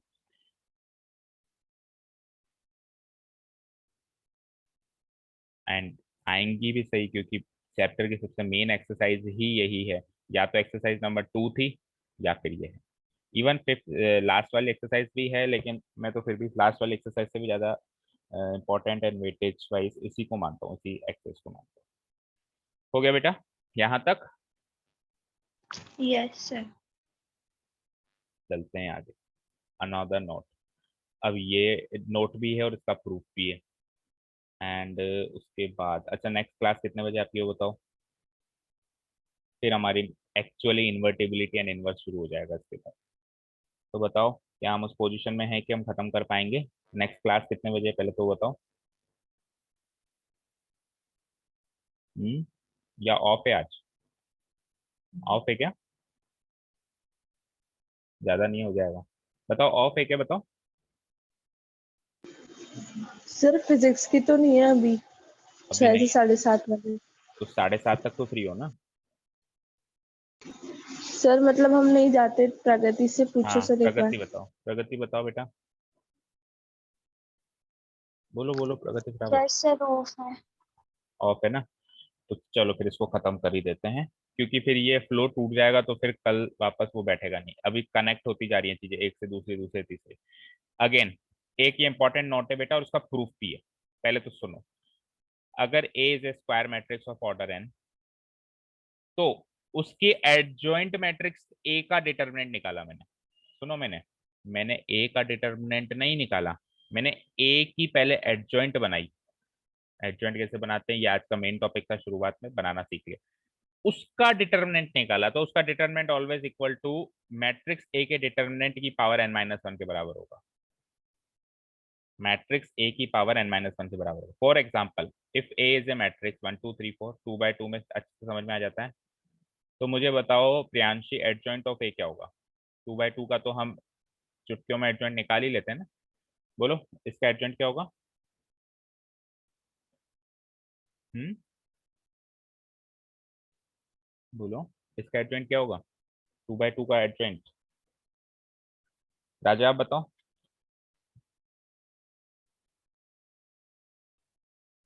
प्रगति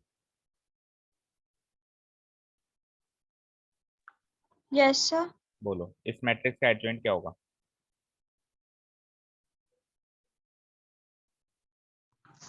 4 4, वेरी गुड। -3। -3 नहीं, -2। नॉन डायगोनल का केवल साइन चेंज करना है, इंटरचेंज केवल डायगोनल एलिमेंट्स को करना है, नॉन डायगोनल का केवल साइन चेंज करना है। 2 का -2, 3 का -3 एंड 4 की जगह 1। भाई डायगोनल एलिमेंट्स को इंटरचेंज करो, नॉन डायगोनल एलिमेंट्स का केवल साइन चेंज करो। 2 बाय 2 की मैट्रिक्स निकालने का ये शॉर्टकट है, का और एडजॉइंट निकालने का ये शॉर्टकट है। ठीक है, तो अब मैं इसका भी डिटर्मिनेंट निकाल लूं, इस मैट्रिक्स का भी, ऑब्वियसली इसका भी कोई डिटर्मिनेंट आएगा और इसका भी कोई डिटर्मिनेंट आएगा। निकालो, चलो दोनों का डिटर्मिनेंट निकालो। डिटर्मिनेंट निकालना तो आता है ना? करो, इसका डिटरमिनेंट क्या आएगा? 4 1 जा 4, 4 माइनस 3 -2 और -2 ठीक है, और एडजॉइंट ऑफ ए वाली मैट्रिक्स का डिटरमिनेंट क्या आएगा बताना जरा। 4 1 जा 4, माइनस माइनस नहीं, 4 1 जा 4 माइनस +6 +6 नहीं, -6 ही आएगा, ये माइनस तो आएगा ही आएगा, और -3 इंटू -2 अगेन 6 हो जाएगा। यस सर तो यहाँ तो चलो सेम ही आ रहा है -2। तो -2 हाँ, तो अब आप देखो एडजॉइंट ऑफ मैट्रिक्स ए का डिटरमिनेंट -2 और एडजॉइंट ऑफ ए का डिटरमिनेंट -2, और करना क्या है, n-1 यानी कि जो पावर ऑर्डर था 2/2 था, तो 2 - 1। तो आप देखो ये दोनों वैल्यूज इक्वल है या नहीं है? यस सर इक्वल है। तो यहाँ पे तो हम ये चीज प्रूव कर सकते हैं कि 2/2 में तो जो मैट्रिक्स है उसका डिटरमिनेंट और एडजॉइंट मैट्रिक्स का डिटरमिनेंट एग्जैक्टली इक्वल आएगा हमेशा ही। लेकिन 3/3 में वो इक्वल नहीं आएगा, वो इसके स्क्वायर के इक्वल आएगा, क्योंकि ऑर्डर 3 हो जाएगा, तो 3 - 1 तो 2 ही रहेगा ना। तो एडजॉइंट ऑफ ए मैट्रिक्स का तो स्क्वायर हो, और ओरिजिनल नहीं, सॉरी उल्टा, ओरिजिनल मैट्रिक्स का तो ए का तो स्क्वायर हो, और एडजॉइंट ऑफ ए मैट्रिक्स का डिटरमिनेंट हो, ये दोनों इक्वल आएंगे 3/3 के केस। 2/2 के केस में एग्जैक्टली इक्वल हो जाएगा। अब इसका अच्छा खासा प्रूफ है, ये तो एग्जाम्पल के थ्रू किया हमने, but we can not give example as the proof of any theorem. किसी भी थ्योरम का हम एग्जाम्पल देके तो प्रूफ नहीं कर सकते ना, एक मैथमेटिकल कॉन्सेप्ट होना चाहिए उसके पीछे। तो वो हम प्रूफ अभी नीचे करते हैं, पहले आप ये नोट डाउन कर लो जल्दी से। If A is a square matrix of order n, then the determinant of the adjoint matrix है, A का डिटरमिनेंट नहीं, एडजॉइंट मैट्रिक्स ए का जो डिटरमिनेंट होगा is always equal to the determinant of matrix A की power n-1। जो order था उसमें से एक -1 पावर हो जाएगा, that is adjoint of A का determinant is equal to determinant of A की पावर n-1। हो गया यहाँ तक? And this is really important, तो उसको हम ब्रैकेट में यस क्लोज सर करें। हो गया।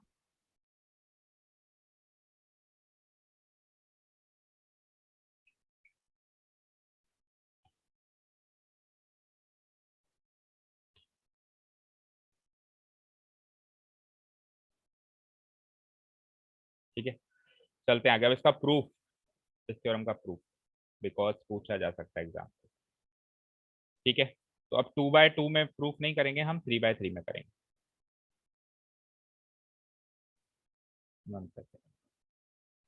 ओके, देखो क्या कह रहा है प्रूफ में, let A be a square matrix of order 3।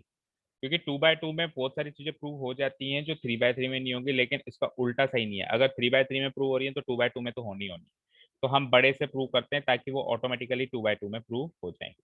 तो let A be a square matrix of order 3, पहले सुनना ध्यान से, फिर मैं टाइम दे दूंगा समझने का, या इवन नोट डाउन करने के लिए तो आप वीडियो भी देख सकते हो।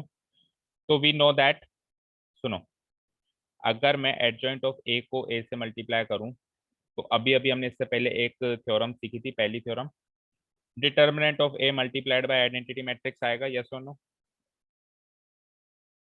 बताओ। Yes sir. चलो एक काम करते हैं, इस तरीके से हो सकता है कि अंडरस्टैंडिंग ना बन पाए, मैं रफली करके बताता हूँ।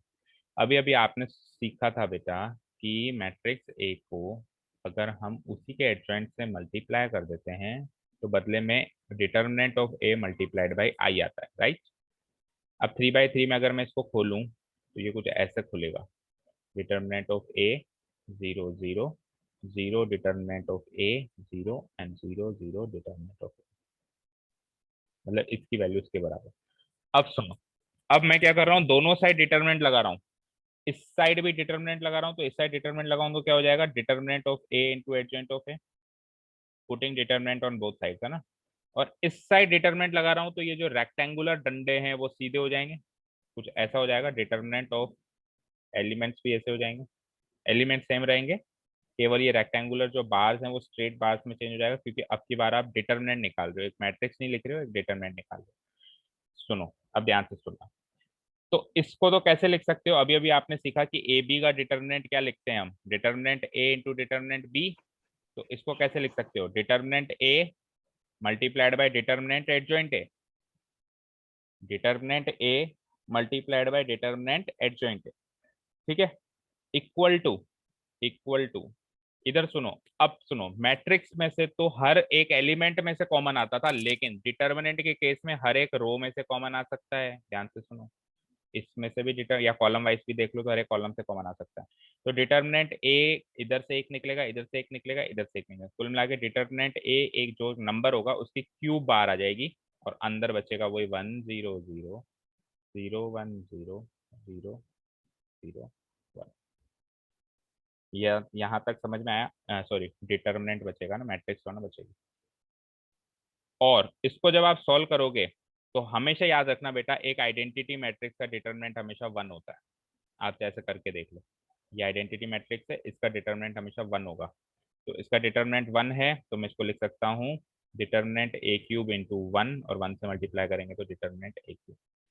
अब आप देखो यहाँ पर, इसको अगर मैं, ये भी एक नंबर है, ये भी एक नंबर है, ये भी एक नंबर है, तीनों एक नंबर है, कोई भी मैट्रिक्स नहीं है इसमें से, ये नंबर नंबर नंबर। इस नंबर को अगर मैं वहां ले जाऊं तो ये डिवाइड हो जाएगा वहां जाके, तो बताओ 3 की जगह 2 ही रह जाएगा कट के। Yes sir. तो एडजॉइंट ऑफ ए मैट्रिक्स का डिटर्मिनेंट ओरिजिनल मैट्रिक्स ए का स्क्वायर हुआ। कब हुआ? जब मैंने 3/3 लिया, तो 3/3 लिया तो आंसर 2/2 में आया, मतलब पावर 2 में आया। तो ये सारी चीज इसका प्रूफ है, जिसको हमने वहां पे फेयरली लिखा हुआ है, समझते जाओ। Adjoint of A equal to determinant of A into I होता है, इसको खोल लिया मैंने, डिटर्मिनेंट ऑफ ए यहाँ लिख दिया, आई को खोल लिया, ठीक है साहब। अब मैंने क्या किया, दोनों साइड इसको पहले मल्टीप्लाई करवा दिया, फिर अंदर, तो एडजॉइंट ऑफ ए इंटू ए हो गया, इस डिटर्मिनेंट ऑफ ए को अंदर मल्टीप्लाई करा दिया, तो ये कुछ ऐसी मैट्रिक्स बन गई। अब taking determinants on both side, दोनों साइड डिटर्मिनेंट ले लो साहब, तो ये हो जाएगा एडजॉइंट ऑफ ए इंटू ए का डिटर्मिनेंट, इस पूरी मैट्रिक्स का डिटर्मिनेंट, और इधर हो जाएगा इस मैट्रिक्स का डिटर्मिनेंट, यानी ये जो रेक्टेंगुलर डंडे थे ये सीधे डंडे हो जाएंगे। अब क्या किया मैंने, इनमें से हर एक रो में से डिटर्मिनेंट ए को बाहर निकाल लिया, और इसको मैंने स्प्लिट कर दिया दोनों में, क्योंकि अभी अभी हम सीख के आए कि ए बी का डिटर्मिनेंट क्या होता है, डिटर्मिनेंट ए इंटू डिटर्मिनेंट बी होता है। तो उसको स्प्लिट कर दिया ऐसे, तो ये हो गया एडजॉइंट ऑफ ए इधर और ए इधर, और इधर मैंने ए क्यूब निकाल के देखो खत्म कर दिया, आगे कुछ भी नहीं लिखा है, क्योंकि आप समझ गए होंगे कि इसके आगे क्या बचा है। इसके आगे ये बचा है 1 0 0 0 1 0 एंड 0 0 1, तो इसका आंसर हमेशा क्या होगा, 1 1 मल्टीप्लाइड बाई दिस, ये यही रहेगा। तो ये केवल डिटर्मिनेंट ऑफ ए क्यूब आ गया।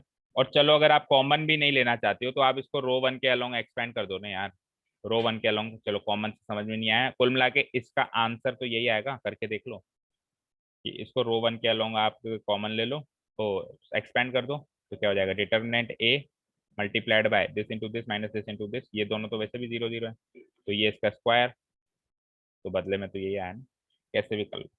और फिर ये भी एक नंबर है, ये भी एक नंबर है, ये भी एक नंबर है, तो इसको उठा के यहाँ ले जाएंगे, डिवाइड करा देंगे, तो ये हो जाता है एडजॉइंट ऑफ ए का डिटर्मिनेंट इक्वल टू, इस क्यूब को इससे डिवाइड किया तो बदले में आंसर आया। So this is the proof, this is the proof.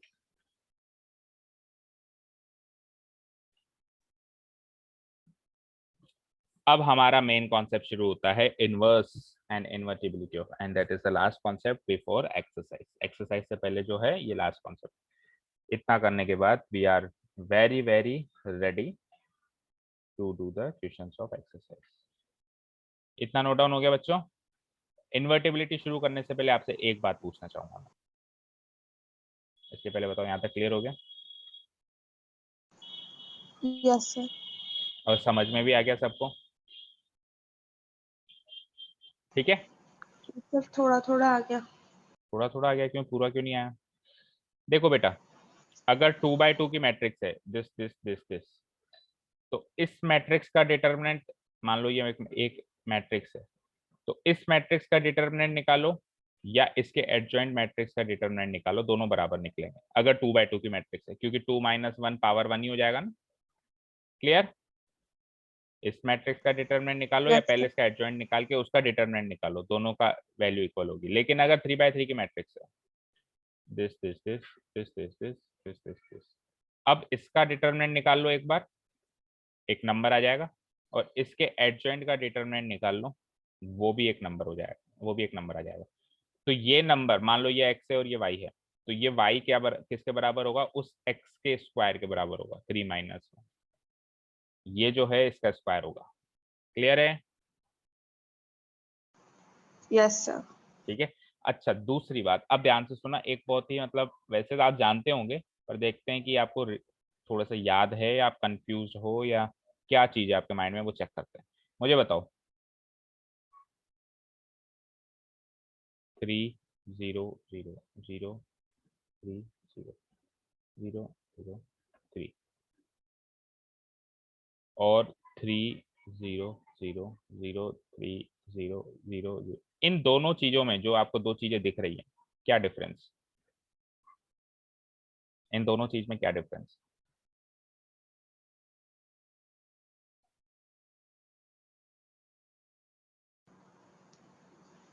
Sir वो तो मैट्रिक्स है ऊपर वाली और नीचे डिटरमिनेंट। नीचे डिटरमिनेंट, तो ये मैट्रिक्स है तो मतलब इसकी वैल्यू एक मैट्रिक्स के बराबर है, और ये डिटरमिनेंट है तो उसकी वैल्यू एक नंबर के बराबर है, राइट? Yes sir. तो इसको आप 3i लिख सकते हो, because it is a matrix, तो i लगाना जरूरी है क्योंकि i एक आइडेंटिटी मैट्रिक्स होती है। तो ये तो 3i के बराबर है, एनी डाउट? No sir. कोई मुझे बता सकता है जल्दी से, ये किसके बराबर है? ऑब्वियसली एक नंबर के बराबर है, लेकिन ये है किसके बराबर, कौन से नंबर के बराबर है? 3³ यानी 27। आप रो 1 के अलोंग एक्सपेंड कर दो, तो 3 × 3 - 3 0 × 0, और उसको फिर 3 से मल्टीप्लाई भी करना पड़ेगा, तो 27 आएगा, नहीं आएगा? Yes sir. ठीक है। और चाहो तो अभी अभी जो हमने पहले किया था, हर रो में से 3 को कॉमन ले लो, हर रो में से 3 को कॉमन ले लो। ठीक है, तो अंदर जो है वो ये बचेगा 1 0 0 0 1 0 0 0 1, and that is equal to 1, that is equal to 1 बच्चे। Determinant of an identity matrix is always equal to 1, और हर एक में से मैंने 3 3 कॉमन लिया, तो 27 × 1 = 27। ये दोनों बातें क्लियर है क्या? क्योंकि ये कंफ्यूज करती हैं बच्चों को, कई बार बच्चे इसको वो कर लेते हैं, इसको ये कर लेते हैं। क्लियर है ये? तो अब अपन चलते हैं फिर इन्वर्टिबिलिटी पे। क्लियर है ना? Yes sir. Okay, so the last and the main topic of our today's class is invertibility and inverse of a matrix. Note down करो। पहले हमने एलिमेंट्री रो ऑपरेशंस और इन सब से किया था, अभी अपन इससे करेंगे, एडजॉइंट एंड डिटर्मिनेंट से करेंगे। तो पहले तो मैं आपको एक सिंपल सी बात बता देता हूँ कि रिक्वायरमेंट क्या है इन्वर्टिबल होने की। भाई सबसे पहली चीज क्या चेक करोगे कि मैट्रिक्स ए जो है या बी है, जो भी कोई मैट्रिक्स है, इन्वर्टिबल कब है? तो if and only if it is non singular, if and only if it is non singular. सुनो क्या कहा मैंने, स्क्वायर मैट्रिक्स ए इन्वर्टिबल तभी होगी जब उसका डिटर्मिनेंट जीरो ना हो, क्योंकि नॉन सिंगुलर का मतलब क्या होता है, जीरो नहीं होना चाहिए। अगर डिटर्मिनेंट ए जीरो है तो वो इन्वर्टिबल नहीं हो सकती, तो वो इन्वर्टिबल नहीं हो सकती। Is that clear? पहली रिक्वायरमेंट समझ में आई?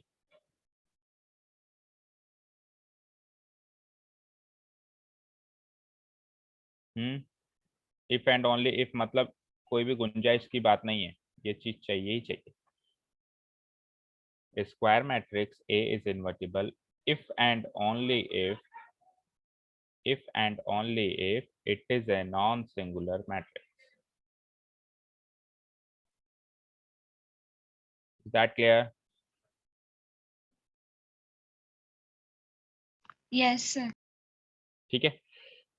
अब आपको सिंपल सी भाषा में बता देता हूँ बच्चों, इन्वर्स निकालना। आप कहोगे सर ये काश पहले होता ये फॉर्मूला हमारे पास, तो इन्वर्टिबिलिटी के लिए इतने रो ऑपरेशंस वगैरह नहीं करने पड़ते। सुनो, आपने कहा है मुझे कि a into adjoint of a, बताओ क्या होता है?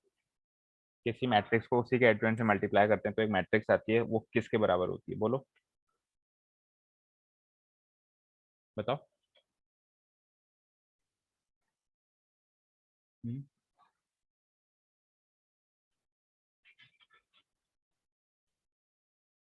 बताओ बच्चों किसके बराबर होती है?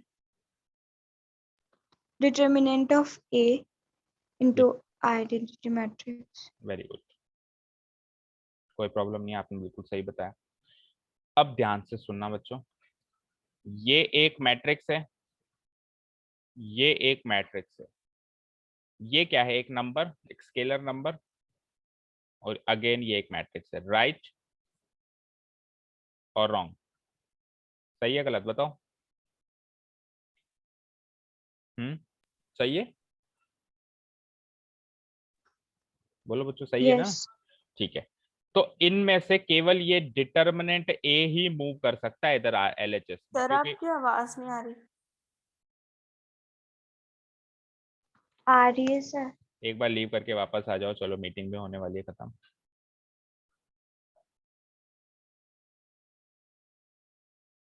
कि इनमें से केवल, हम ये बात कर रहे थे कि इनमें से केवल जो स्केलर नंबर है वही तो आरएचएस से एलएचएस में जा सकता है, बाकी इन मैट्रिसेस को थोड़ा ना आप एलएचएस से आरएचएस में शिफ्ट कर सकते हैं। मैट्रिक्स तो उधर ही रहेगी ना।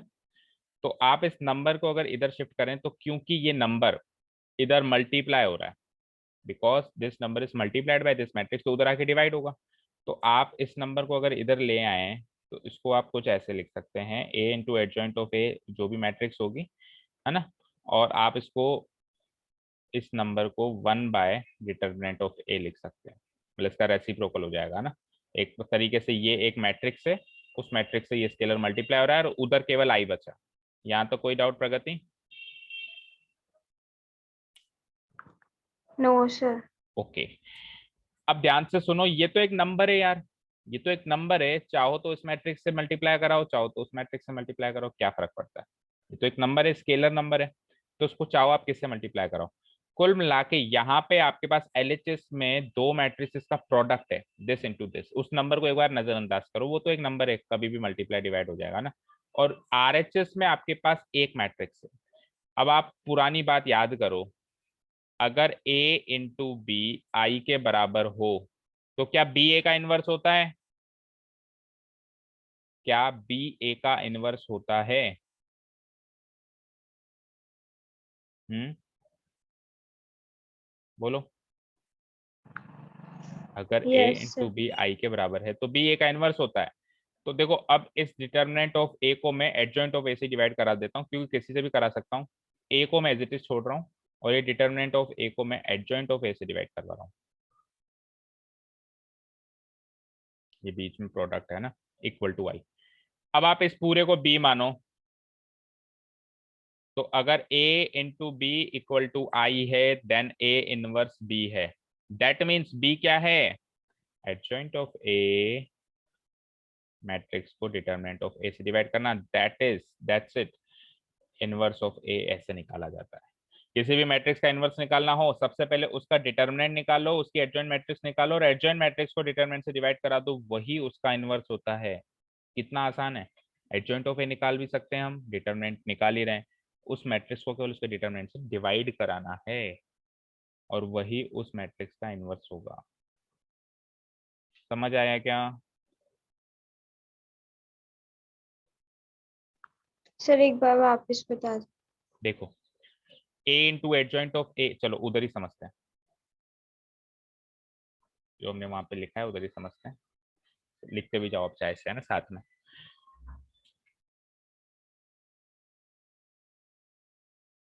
इट इम्प्लाइज दैट, अच्छा चलो पहले इस बात को कंप्लीट करो कि ए को नॉन सिंगुलर होना पड़ेगा। इसका मतलब है कि ए अगर नॉन सिंगुलर है तो वो इन्वर्टिबल है, और उल्टा भी लिख सकते हो कि ए अगर इन्वर्टिबल है तो वो नॉन सिंगुलर है। ये दोनों बातें क्लियर करो पहले। सबसे पहले तो उसको नॉन सिंगुलर होना पड़ेगा, दैट मीन्स उसके डिटरमिनेंट को जीरो नहीं होना पड़ेगा, जीरो के अलावा कुछ भी हो जाए चलेगा। It implies that a is non singular implies a is invertible, and a is invertible implies a is non singular। हो गया यहाँ तक note down? Yes sir. Okay, आगे चलो।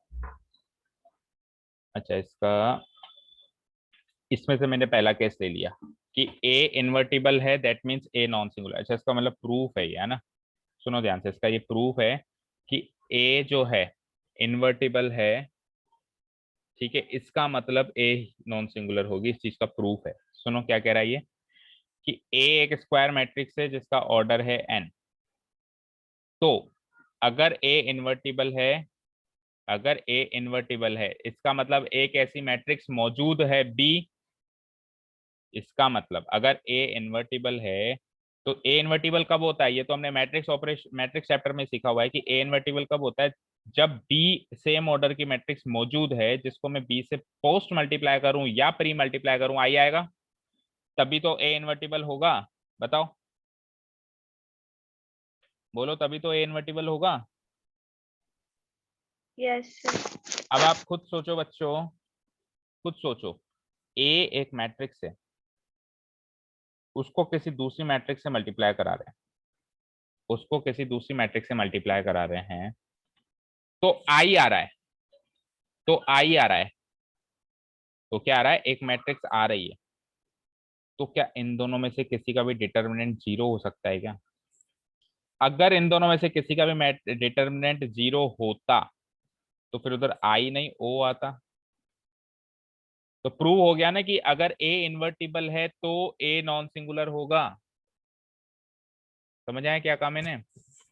मुझे प्रूव करना था कि अगर ए इन्वर्टिबल है तो ए नॉन सिंगुलर होगा। कई बार आ जाता है ये 1 नंबर का क्वेश्चन या 2 नंबर का, कि प्रूव करो कि ए इन्वर्टिबल होगा तो ए ऑटोमेटिकली नॉन सिंगुलर हो जाएगा, यानी उसका डिटरमिनेंट जीरो पे इक्वल नहीं होगा। तो मैंने क्या लिखा, देखो, अब इसको मैथमेटिकली, ये तो मैंने सिंपल भाषा में समझाया था, मैथमेटिकली देखो, अगर ए इन्वर्टिबल है दैट मीन्स ये चीज है, 100% है। अगर ए इन्वर्टिबल है दैट मीन्स ये चीज है। अब आप दोनों जगह से क्या ले लो साहब, डिटर्मिनेंट ले लो। तो ए बी का डिटर्मिनेंट और बी ए का डिटर्मिनेंट, और दोनों को स्प्लिट कर दो। तो ए बी का डिटर्मिनेंट ऐसे स्प्लिट हो गया, इसका डिटर्मिनेंट, और आइडेंटिटी मैट्रिक्स का डिटर्मिनेंट 1 होता है, अभी भी समझाया था। तो सुनो ध्यान से, किसी नंबर को किसी नंबर से मल्टीप्लाई करके, जैसे इस फॉर्म में जैसे इस फॉर्म में 1 ला रहे हो, तो क्या उन दोनों में से कोई भी नंबर जीरो हो सकता है क्या? Some number multiplied by some number gives me 1, उससे मुझे 1 मिल रहा है, तो ना तो ये जीरो होगा ना ये जीरो होगा ना। अगर दोनों में से एक भी जीरो होता तो 1 नहीं मिलता, फिर जीरो मिलता। क्लियर है? यस दैट मीन्स अगर ए इन्वर्टिबल है तो determinant of A B 100% not equal to zero, and determinant of B भी 100% not equal to zero. That means A non, B की तो चलो बात नहीं हो रही, लेकिन ए नॉन सिंगुलर है, ये चीज प्रूव हो गई अगर ए इन्वर्टिबल है। क्लियर है? चलें आगे। बस हम बिल्कुल यस अंतिम पड़ाव पर हैं, बिल्कुल प्रूव करने ही वाले हैं, मेन थ्योरम सीखने ही वाले हैं। थोड़ा सा फोकस करो बस, 5-10 मिनट की बात हो। ठीक है, अब इसका A and B are both non singular matrices है ना, A and B are both are non singular. वैसे तो मुझे यही प्रूव करना था कि ए नॉन सिंगुलर है, लेकिन ये चीज भी प्रूव हो गई कि अगर ए इन्वर्टिबल है तो वो जो दूसरी मैट्रिक्स एग्जिस्ट करती है जिसके साथ इसका प्रोडक्ट आई बनाता है, ये दोनों ही नॉन सिंगुलर होंगी। ए तो होगी होगी, बी भी नॉन सिंगुलर होगी। ये चीज प्रूव हो गई। अब आगे चलते हैं, अब हम मेन हमारी इनवर्स ऑफ मैट्रिक्स निकालने का फॉर्मूला डेवलप कर रहे हैं यहाँ से। ठीक है, सुनो, यहाँ पर इस जगह पे ए बी का इनवर्स है एंड बी ए का इनवर्स है। क्लियर है ना ये चीज? तो क्योंकि अगर A B equal to B A equal to I है तो ऑब्वियसली ए बी का इनवर्स एंड बी ए का इनवर्स, ये चीज तो हम पहले से समझते हैं। थोड़ा सा नोट डाउन करके हमने लिख लिया, लिखो इसको, यहाँ तक कंप्लीट करो। अब दूसरी चीज को प्रूव करो उल्टा, कि ए नॉन सिंगुलर है तो ए इन्वर्टिबल होगा। पहले क्या प्रूव किया बच्चों, कि ए इन्वर्टिबल है तो ए नॉन सिंगुलर होगा। अब अगर उल्टा प्रूव करवा दे कि अगर ए नॉन सिंगुलर है तो ए इन्वर्टिबल होगा, दो बातें बताई थी हमने उसको। इफ एंड ओनली इफ का मतलब क्या होता है, इधर से इधर, इधर से इधर। तो इधर से इधर प्रूव करने के लिए आ जाए तो ऐसे करना है, और उधर से इधर प्रूव करने के लिए आ जाए तो फिर नीचे देखते हैं कैसे करना। यहाँ तक नोट डाउन हो जाए तो प्लीज बताओ।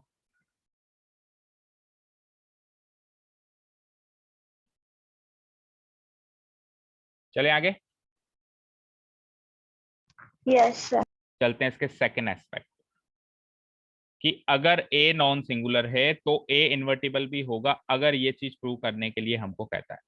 ये आपको दिखने में ही लेंदी लग रहा है, बाकी है ये 2-2 3-3 लाइन के topics.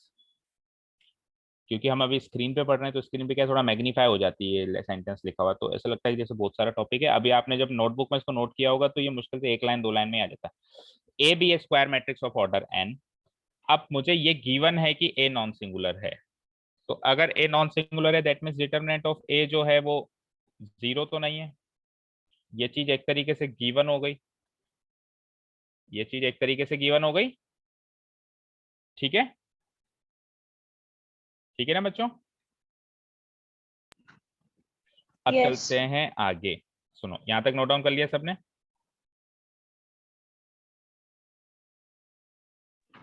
Yes sir. Okay, 1 second.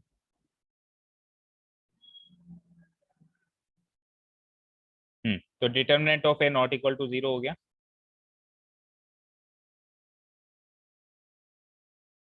ठीक है, अब आ जाओ उसी चीज पर। Determinant of A not equal to 0 है।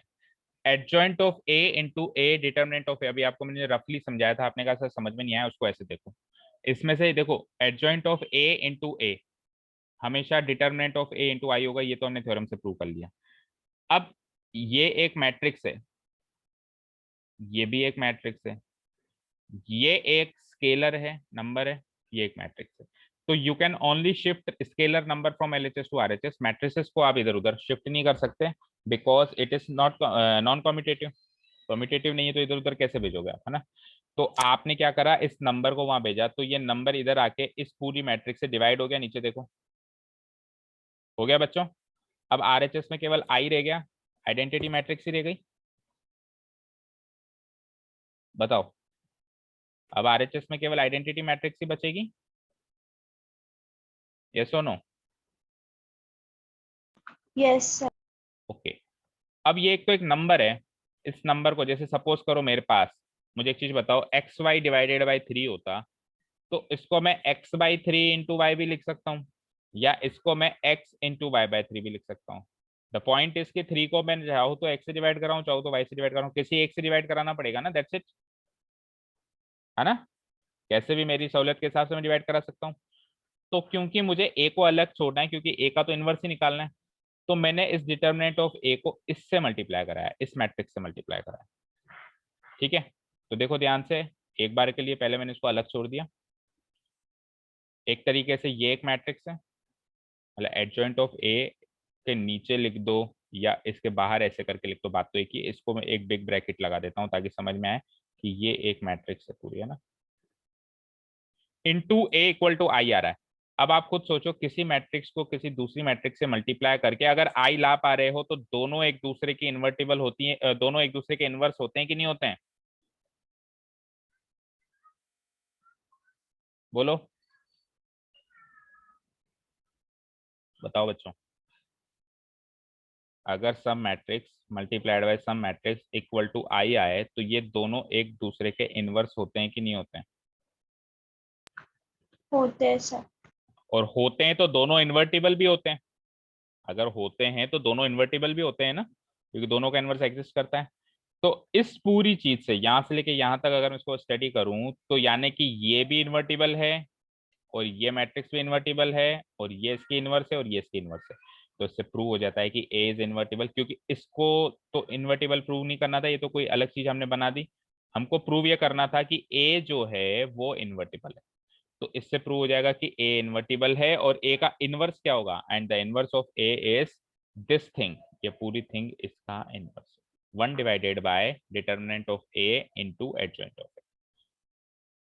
बोलो, नोट डाउन करो, और समझ में नहीं आया हो तो बताओ। कोई भी चीज समझ में नहीं आई हो तो प्लीज बताओ।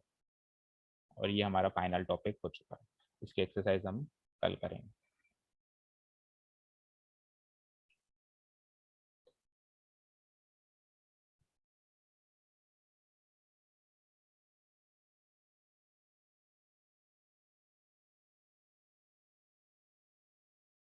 हो गया सर।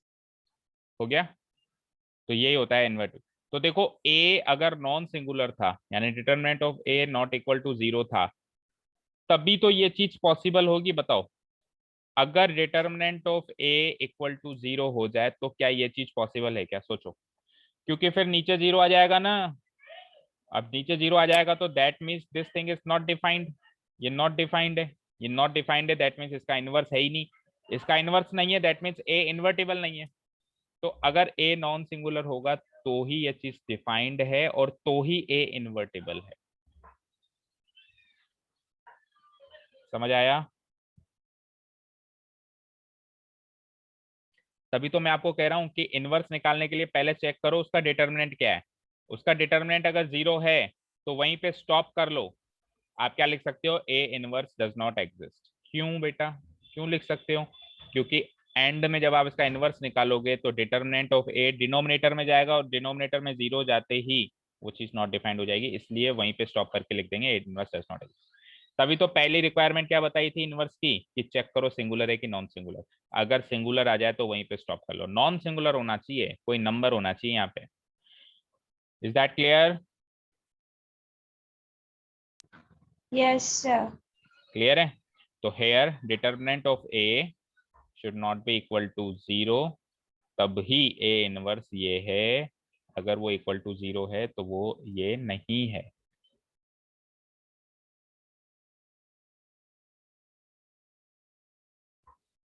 देखो ये चीज,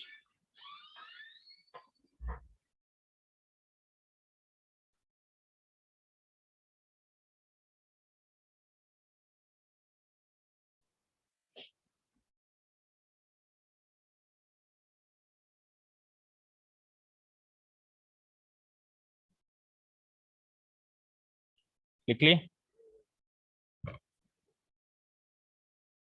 लास्ट में जाते जाते यस दो इंपॉर्टेंट पॉइंट, जिसमें से एक पॉइंट तो हमने पिछले चैप्टर में भी सीखा था कि ए बी का होल इनवर्स क्या होता है, B inverse into A inverse. फिर से रिवाइज करवा रहा हूँ क्योंकि इस एक्सरसाइज में थोड़ा सा एप्लीकेशन है, ठीक है। और ए को अगर उसी के इनवर्स से मल्टीप्लाई कराओ तो जैसे पोस्ट मल्टीप्लाई कराओ जैसे प्री मल्टीप्लाई कराओ आई आएगा। ये दोनों चीजें आप सीख चुके हो एक्चुअली, एलिमेंट्री रो ऑपरेशंस में भी ये सारी चीजें आपने करी थी। पर जाते जाते एक बार रिवीजन, बिकॉज कुछ क्वेश्चन इस एक्सरसाइज में इन दोनों थ्योरम्स पे हैं। नोट्स लिख लो उसको, इंपॉर्टेंट नोट्स, ठीक है। तो यहाँ पे हमारा फाइनली ये टॉपिक खत्म होता है, जिसमें हमने एडजॉइंट सीखा, जिसमें हमने इनवर्स सीखा, जिसमें हमने कुछ थ्योरम सीखी, सिंगुलैरिटी एंड नॉन सिंगुलैरिटी सीखी, ठीक है। एक चीज ये है कि अगर अगर ए इन्वर्टिबल है, अगर ए इन्वर्टिबल है तो इसका मतलब ए नॉन सिंगुलर होगा। ये थ्योरम भी प्रूव करने के लिए कह सकती है, जो मैंने दोनों करवा दी। और अगर ए नॉन सिंगुलर है, नॉन सिंगुलर का मतलब भी ये समझते जाना, नॉन सिंगुलर का मतलब उसका डिटरमिनेंट 0 नहीं है, तो ए इन्वर्टिबल होगा, ठीक है। और दूसरी बात, तीसरी चीज, ए इनवर्स जो होता है वो 1 upon determinant of A into adjoint of A होता है।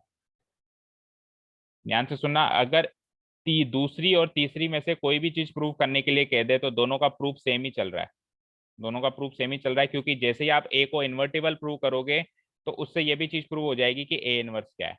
ऐसा हमने रिलेशंस एंड फंक्शंस के चैप्टर में भी किया था कि अगर किसी चीज को इन्वर्टिबल प्रूव कर रहे थे तो साथ के साथ उसका इनवर्स भी मिल रहा था। तो सिमिलरली अगर आप ए को इन्वर्टिबल प्रूव करते हो तो साथ के साथ उसका इनवर्स भी मिल जाएगा। तो अगर उसका इनवर्स ये है, ये चीज प्रूव करनी हो तो भी यही काम करना है, अगर ए इन्वर्टिबल है ये चीज प्रूव करनी हो तो भी यही काम करना है, और अगर ए को नॉन सिंगुलर प्रूव करना है तो फिर उसका प्रोसेस अलग है। अभी हमने दो प्रोसेस सीखे ना, पहले प्रोसेस में केवल ये प्रूव हुआ कि ए नॉन सिंगुलर है, दूसरे प्रोसेस में ये प्रूव हुआ कि ए इन्वर्टिबल है और साथ के साथ ही उसका इनवर्स भी निकला। Is that clear?